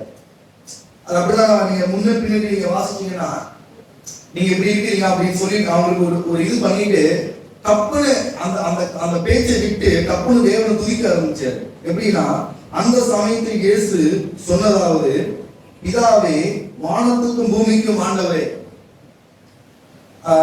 இவைகளை ஞானிகளுக்கும் கல்விமான்களுக்கும் மறைத்து பாலர்களுக்கு வெளிப்படுத்தினபடினால் ஒரு ஸ்தோத்திரிக்கிறேன். குழந்தைகளை வந்து அதாவது குழந்தைங்க அப்படின்றது நிறைய காரணம் சொல்றாங்க. அது அந்த நீங்க நான் யோவான் 6:45 இதையும் அப்படி சேர்த்து நான் படிக்க பார்த்து, யார் குழந்தைய போல நான் பிதாவை அறிஞ்சிக்கணும் எனக்கு கற்றுக் கொடுங்க இயேசுவே அப்படின்னு அப்படிப்பட்ட மனநிலைமையோடு யாரு இயேசு கிட்ட வராங்களோ அவங்களுக்கு தான் தன்னை வெளிப்படுத்துகிறார். அந்த குழந்தை அப்படின்னு சொன்னா குழந்தைங்க சொன்னா கேட்கும். அது பாத்தீங்கன்னா இன்னசென்ட் பேதைகள், எதுவுமே தெரியாது ஆண்டவரே. வெள்ளிக்கிழமை கூட பேச பார்த்து 2 ஆடுகள் சொன்னாங்க. ஒண்ணு வந்து பாத்தீங்கன்னா வெள்ளாடு, இன்னொன்னு செம்மறியாடு. செம்மறியாடு பாத்தீங்கன்னா அது வந்து வெள்ளையாடு பாத்தீங்கன்னா அது கண்ட மேடம்லாம் மேயும். அது எந்த கட்டுக்குழியும் என்று விரும்பாது. ஆனா செம்மறியாடு பாத்தீங்கன்னா மேய்ப்பனோட கட்டுக்குள்ள, ஆனா மேய்ப்பனுடைய பிரதான மேய்ப்பனாக இயேசு கிறிஸ்துவோட அன்பின் கட்டுக்குள்ள எப்பொழுதுமே அடங்கி இருக்க பார்ப்போம். நம்ம எப்படி இருக்கிறோம்? அப்படிதான் நான் என்ன கேட்கிறேன், ஆண்டவரே நான் அந்த மேய்ப்பனுக்கு இயேசு கிட்ட வந்து நான் கத்துக்க பார்க்கிறேன். சில நேரத்தில் ஆரம்ப நாட்கள் அப்படி என்ன குறிச்சு நினைச்சு, ஆண்டவரே என்னை பத்தி மற்றவங்க புரிஞ்சுக்கணும், ஆண்டவரே என் மனைவி புரிஞ்சுக்கணும், என் பிள்ளைங்க புரிஞ்சுக்கணும், என் கூட இருக்கிற சகோதரன் புரிஞ்சுக்கணும், அப்படிலாம் நான் ஒரு மனத்தனமா நான் யோசிச்சுட்டு இருந்தேன். ஒரு நாள் ஆண்டவர் எனக்கு இப்படிதான் அனுப்பப்பட்டிருந்தார். அவர் சகலமும் அறிந்தவர். அவருக்கு போய் நான் இப்படிப்பட்ட சூழ்நிலை இருக்கிறேன்னு சொல்லிட்டு யாருமே சிபாரிசு பண்ணி பேசணும்னு அவசியமே கிடையாது. ஏன்னா மனுஷனுக்குள்ளாத எல்லாவற்றையும் அவருக்கு அறிந்திருக்கிறார். ஆனா நான் தான், எனக்கு தான் அவர் நான் இன்னும் அறியலையே. ஒரு சூழ்நிலை வர பார்த்து நான் எப்படி இயேசுவை போல நடந்து கொள்ளணும்னு எனக்கு தெரியலையே. பல நாட்கள் நம்ம தோல்வி அடைகிறோம், மன்னிப்பு கேட்கிறோம், தோல்வி அடைகிறோம், மன்னிப்பு கேட்கிறோம், தோல்வி அடைகிறோம். இப்படியே ரொட்டீனா போயிட்டே இருக்கு. நம்ம உட்காந்து யோசிக்கணும். எதுவும் இல்லை. இப்ப நான் ஒரு இடத்துல வேலை செய்யறேன், ஒரு 1000 பேர் இருக்கிற இடத்துல நான் வேலை செய்யறேன். ஏதோ ஒரு காரணத்தினால ஒரு 10 நிமிஷம் லேட்டா போயிட்டேன். சின்ன காரியம், ஒரு 10 நிமிஷம் நான் லேட்டா போயிட்டேன்னு வச்சுக்கேன். எல்லாருக்கும் முன்னாடி அங்க இருக்கிறவங்க செருப்பாலே அடிச்சாங்கன்னா என் மனசு அடுத்து எப்படி யோசிக்கணும்னா, ராத்திரி ஃபுல்லா நான் அதை குறிச்சு நான் யோசிப்பேன். எனக்கு தூக்கமே வராது. நான் எப்படி போய் நான் அவங்க முகத்துல முடிப்பேன் அப்படிங்கிற ஒரு காரியம் தான். ஆனா அடுத்த பிறகு என் ஜென்மத்துக்கும் அப்படின்னா நான் லேட்டாகவே போக மாட்டேன். இப்படி என் குடும்பத்துல நடக்கிற காரியங்களை பரலோகத்தில் இருக்கிற குடும்பங்கள் பார்த்துட்டு இருக்கு. அந்த கெட்ட குமாரன் பாவம் பண்ணிட்டு அந்த தகப்பன்கிட்ட வர பார்த்த அந்த தகப்பன்கிட்ட சொல்ற ஒரு வார்த்தை பாத்தீங்கன்னா, உமக்கு விரோதமாகவும் பரத்துக்கு விரோதமாகவும். அதாவது பரலோகத்தில் இருக்கிற பரிசுத்தவான்கள் பார்த்துட்டு இருக்காங்க. ஆண்டவரே, அவங்களுக்கு முன்னாடி இன்னைக்கு எங்க மனைவிக்கு நான் இப்படி பேசி அவங்களுக்கு முன்னாடி உங்க நாமத்தை நான் தூஷிக்கம் பண்ணிட்டேன். ஆண்டவரே, இனி நான் பண்ணக்கூடாது. ஆண்டவரே, இன்னைக்கு எப்படி நான் செருப்பால் அடி வாங்கினா ராத்திரி நான் தூங்க மாட்டேன். அதுக்கப்புறம் அந்த காரியம் நான் பண்ணாம இருக்கிறது எப்படி நான் எத்தனை பண்ணி அந்த காரியங்களுக்கு நான் பிரயாசப்படணும். அப்படி என் குடும்ப வாழ்க்கையில, என்னோட தனிப்பட்ட வாழ்க்கையில, அந்த வாழ்க்கையில அந்த வகையை எனக்கு நான் உங்ககிட்ட இன்னும் கத்துக்கொள்ளாமலே இருக்கிறேனே. வருஷங்கள் கடந்து போயிட்டே இருக்கு. இன்னமும் நான் கோவப்பட்டுக்கிட்டு, இன்னமும் மற்றவங்க நியாயம் தெரிஞ்சுக்கிட்டு, இன்னமும் பாவத்துல வெற்றி கொள்ளாம என் இஷ்டத்துக்கு நான் தெரியப்பட்டு இருக்கேன். ஆண்டவரே, இதுல எனக்கு ஒரு விடுதலை தாங்க ஆண்டவரே. நம்ம அப்படி நம்ம அவர்கிட்ட கேட்டோம்னா அவர் கத்துக்கணும். எதுவுமே வேண்டாம். இந்த பூமியில நம்ம எவ்வளவு நாள் வாழ போறோம், நமக்கு எல்லாமே ஒரு சொற்ப காலம் தான். இந்த வாழற காலத்துக்குள்ள அப்பா இதா இயேசுவே, உங்களுடைய குமாரனை எங்களுக்கு அனுப்ப நாங்க ஏமாத்துறோம். எங்களை தேடி வர நாங்க ஏமாத்துறோம். எங்க சொந்தக்காரங்க எத்தனையோ பேர் இருக்கிறாங்க. எங்களை காட்டிலும் படிச்சவங்க, பணம் படிச்சவங்க, திறமசாலிங்க, புத்திசாலிங்க எத்தனையோ பேர் இருக்கும் பொழுது எங்களை மட்டும் ஆண்டவரை இழுத்து கொண்டீங்க அப்படின்னு நம்ம ஆண்டவரை கேட்போம். நம்ம சாதாரணமா இருக்க வேண்டாம். நமக்கு ஆண்டவர் நமக்கு பண்ணியிருக்கிற ரட்சிப்பு பெரிதான ரட்சிப்பு. நீங்க எதிரே 2 நாள் நீங்க இவ்வளவு பெரிதான ரட்சிப்பை நமக்கு உண்டாக்கி இருக்கிறார். நம்ம மட்டும் நம்ம கேட்போம், வேற எதுவுமே கேட்க வேண்டாம். இதாக்கு இதுதான் தெரியும். யாரெல்லாம் குழந்தைகள் போல எங்களுக்கு தெரியும், எங்களுக்கு யாரு வேணாம். அந்த வெள்ளாட்டுக்கு பாத்தீங்கன்னா எந்த கட்டுப்பாடுமே கிடையாது. நான் இஷ்டத்துக்கு தெரியும். நான் செம்மறியாடு, மெய்ப்பனையே சார்ந்து மெய்ப்பை என்ன சொல்றாரோ அதன்படியே செய்யும். உடனே நம்ம தெரியாம இருக்கிறது நமக்கு பிரச்சனை இல்லை. அப்படியே இருந்துச்சுதான் நம்ம பிரச்சனை. எனக்கு தெரியல, எனக்கு புரியல, இப்படியே நம்ம காலத்தை ஓட்டிட கூடாது. ஒரு உலக காரியங்களுக்கு நம்ம எவ்வளவு சீரியஸா அந்த காரியத்தை சரி பண்ண நம்ம முயற்சிக்கிறோமோ, அதே போல ஆவிக்குரிய காரியங்கள்லயும் நம்ம அவர்கிட்ட கேட்டு கத்துக்கொள்ளணும். எத்தனை முறை வந்தாலும் ஒரே வார்த்தை மட்டும் நான் சொல்லி முடிச்சிடுறேன். யாக்கோபு, அவர் நல்ல பிதா, ஒருவரையும் கணிந்து கொள்ளாத பிதா. அவரு யாக்கோபு படிக்க பார்த்து அது எப்படி சொல்றாருன்னா 14 என் பிரியமான சகோதரரே மோசம் போகாதுங்கள். மோசம் போகாதுங்கள் நாங்க எப்படி பாருன்னா, எங்களுக்கு எல்லாம் தெரியும்னு இவ்வளவு நாளா நாங்க இருக்கிறோம், நாங்க பைபிளை படிக்கிறோம், நாங்க நல்ல ஒரு நல்ல ஐக்கியத்துல இருக்கிறோம் அப்படின்றது நீங்க இது பண்ணாதீங்க. வாழ்க்கையில நடக்கிற காரியங்கள்ல நீங்க பார்த்து கூட எனக்கு தெரியல ஆண்டவரே, எனக்கு கற்றுக் கொடுத்த ஆண்டவரே, நம்ம அவர்கிட்ட நம்ம பராமரித்தா நம்ம மோசம் போயிடும். ஒருவேளை நம்ம சூழ்நிலையை புரிஞ்சு எனக்கு தெரியல, இயேசுவே பிதாவை எங்களுக்கு கற்றுக் கொடுங்க, பிதாவை எங்களுக்கு வெளிப்படுத்துங்க. இயேசு ஏன் வந்தாரு? நிறைய காரியம் நம்ம சொல்லலாம். அது மெயின் காரியம் என்னன்னா, பிதாவை இந்த பூமிக்கு வெளிப்படுத்தணும். அவ்வளவுதான், எதுவுமே கிடையாது. பிதாவுடைய சித்தம், பிதா எப்படி இருப்பார், பிதா அவருக்கு என்ன பிடிக்கும் என்ன பிடிக்காது யார்கிட்ட அறியணும்னா அவர்கிட்ட மட்டும்தான் அறிய முடியும். ஒரு சகோதரர் சொல்லும்போது எப்படி சொன்னார்னா, ஒரு ஒரு வேலைக்காரன் ஒரு வீட்டுல ஒரு வேலைக்காரன் இருப்பான், ஒரு அந்த எஜமானுக்கு பையன் இருப்பான். வேலைக்காரன் பார்க்கிற விதம் வந்து பாத்தீங்கன்னா பழைய ஏற்பாட்டு எல்லா பரிசுத்தவான்களும் பார்த்தது எல்லாம் வேலைக்காரங்களை பார்த்த விதம். புதிய ஏற்பாட்டை இயேசு பண்ணது தான் குமாரன், இயேசு தேவனுடைய குமாரனாக இருந்து பிதாவை நமக்கு வெளிப்படுத்தினார். இது யாருமே வந்து இங்க நீங்க வந்து இப்ப மணிக்கணக்கா ஒரு செய்தியை கேளுங்க, நீங்க மணிக்கணக்கா வந்து நீங்க ஒரு காரியம் செஞ்சுட்டா பிதாவை அறிய முடியாது. அந்த வாழ்க்கையில ஒவ்வொரு சூழ்நிலையிலும் இயேசு கிட்ட போய் இயேசுவே நீங்க கற்றுக் கொடுங்க. அப்படிப்பட்ட தாழ்மையோடு நொறுங்கி ஒடுங்கி, எனக்கு தெரியாத ஆண்டவரே, எனக்கு தெரியாத ஆண்டவரே, ஒரு குழந்தையை போல, ஒரு குழந்தை அடம்பிடிக்கும் தெரியுங்களா, ஏதாவது ஒண்ணு கிடைக்கணும்னு அடம்பிடிக்கும். அதே மாதிரி அப்பா எனக்கு கற்றுக் கொடுங்க இயேசுவே. என் சூழ்நிலை, இந்த சூழ்நிலையில என் மனைவி கிட்ட, என் பிள்ளைங்க கிட்ட, நான் வாழ்ற வேலை செய்யற இடத்துல உங்களை போல வாழ எனக்கு தெரியல. காலங்கள் கலந்து போச்சு, நான் தோத்துக்கிட்டே இருக்கிறேன், நான் ஏன் தோத்து போறேன், எனக்கு உதவி செய்யுங்க. அப்படிப்பட்ட மனநன்மையோடு நம்ம வந்து நன்மையான எந்த ஈவும் பரிபூர்ணமான எந்த வரமும் வரத்திலிருந்து உண்டாகி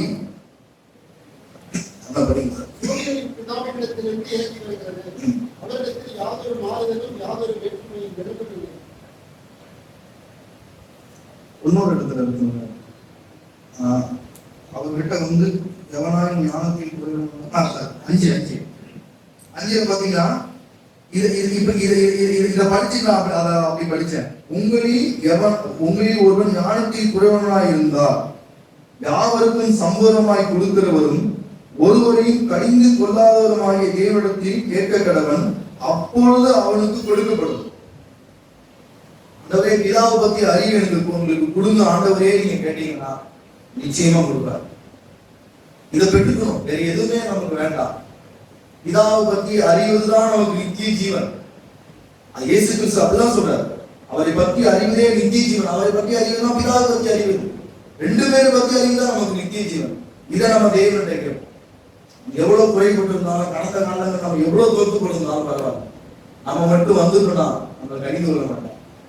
வேணா கணிந்து கொள்வாங்க, சில டீச்சருக்கு வேணா கணிந்து கொள்வாங்க. நீங்க எத்தனை முறை சொன்னாலும் இந்த மண்டையில ஏறாதுன்னு கணிந்து கொள்வாங்க. என்னை பத்தி நன்றாய் அறிந்து விட்டு, என்னோட குறைகளையும் என்னுடைய எல்லா சூழ்நிலையிலையும் எல்லாரையும் பற்றியும் நன்றாய் அறிந்திருக்கிறவற்றை மட்டும் நம்ம தாழ்மையா வந்துட்டோம்னா நிச்சயமாவே நம்ம குடும்பங்கள்ல நம்ம வந்து வருகிற சோதனைகள்ல தேவன் நமக்கு ஞானத்தை கொடுக்கலாம். பாவம் செஞ்சுட்டு மன்னிப்பு கேட்கிற வாழ்க்கை வேண்டாம், அது பழைய வாழ்க்கை வேண்டாம். பாவமே செய்யாம என்னை பாதுகாக்கிற ஒரு வாழ்க்கை. ஒரு பாவமான சூழ்நிலை வருது, ஆவியானவர்கிட்ட சொல்லணும். ஏசாயா 31:20-21 நினைக்கிறேன். வழி இதுவே சொல்லுகிற சத்தம் காதுகளை கேட்கும். பாவம் பண்ணிட்டு இல்லை, பாவம் பண்றதுக்கு முன்னாடி உன் மனைவி இப்படி பேசுறா, உன் மனைவி குறிச்சு இப்படி நினைக்கிற, அப்படி அது நினைக்கிறதுக்கு முன்னாடி ஆவியானவர் நம்ம தடுத்து நிறுத்தணும். அப்படி நீ இழுக்கணும். பாவம் நான் செய்யாதவரை நீ இழுத்துக் கொள்ளுகிற வாழ்க்கை அதை தொடர்ந்து செய்யணும். இப்படிப்பட்ட வாழ்க்கையை தேவன் அவர்கள் தருவோம் நம்பிக்கை விசுவாசம்.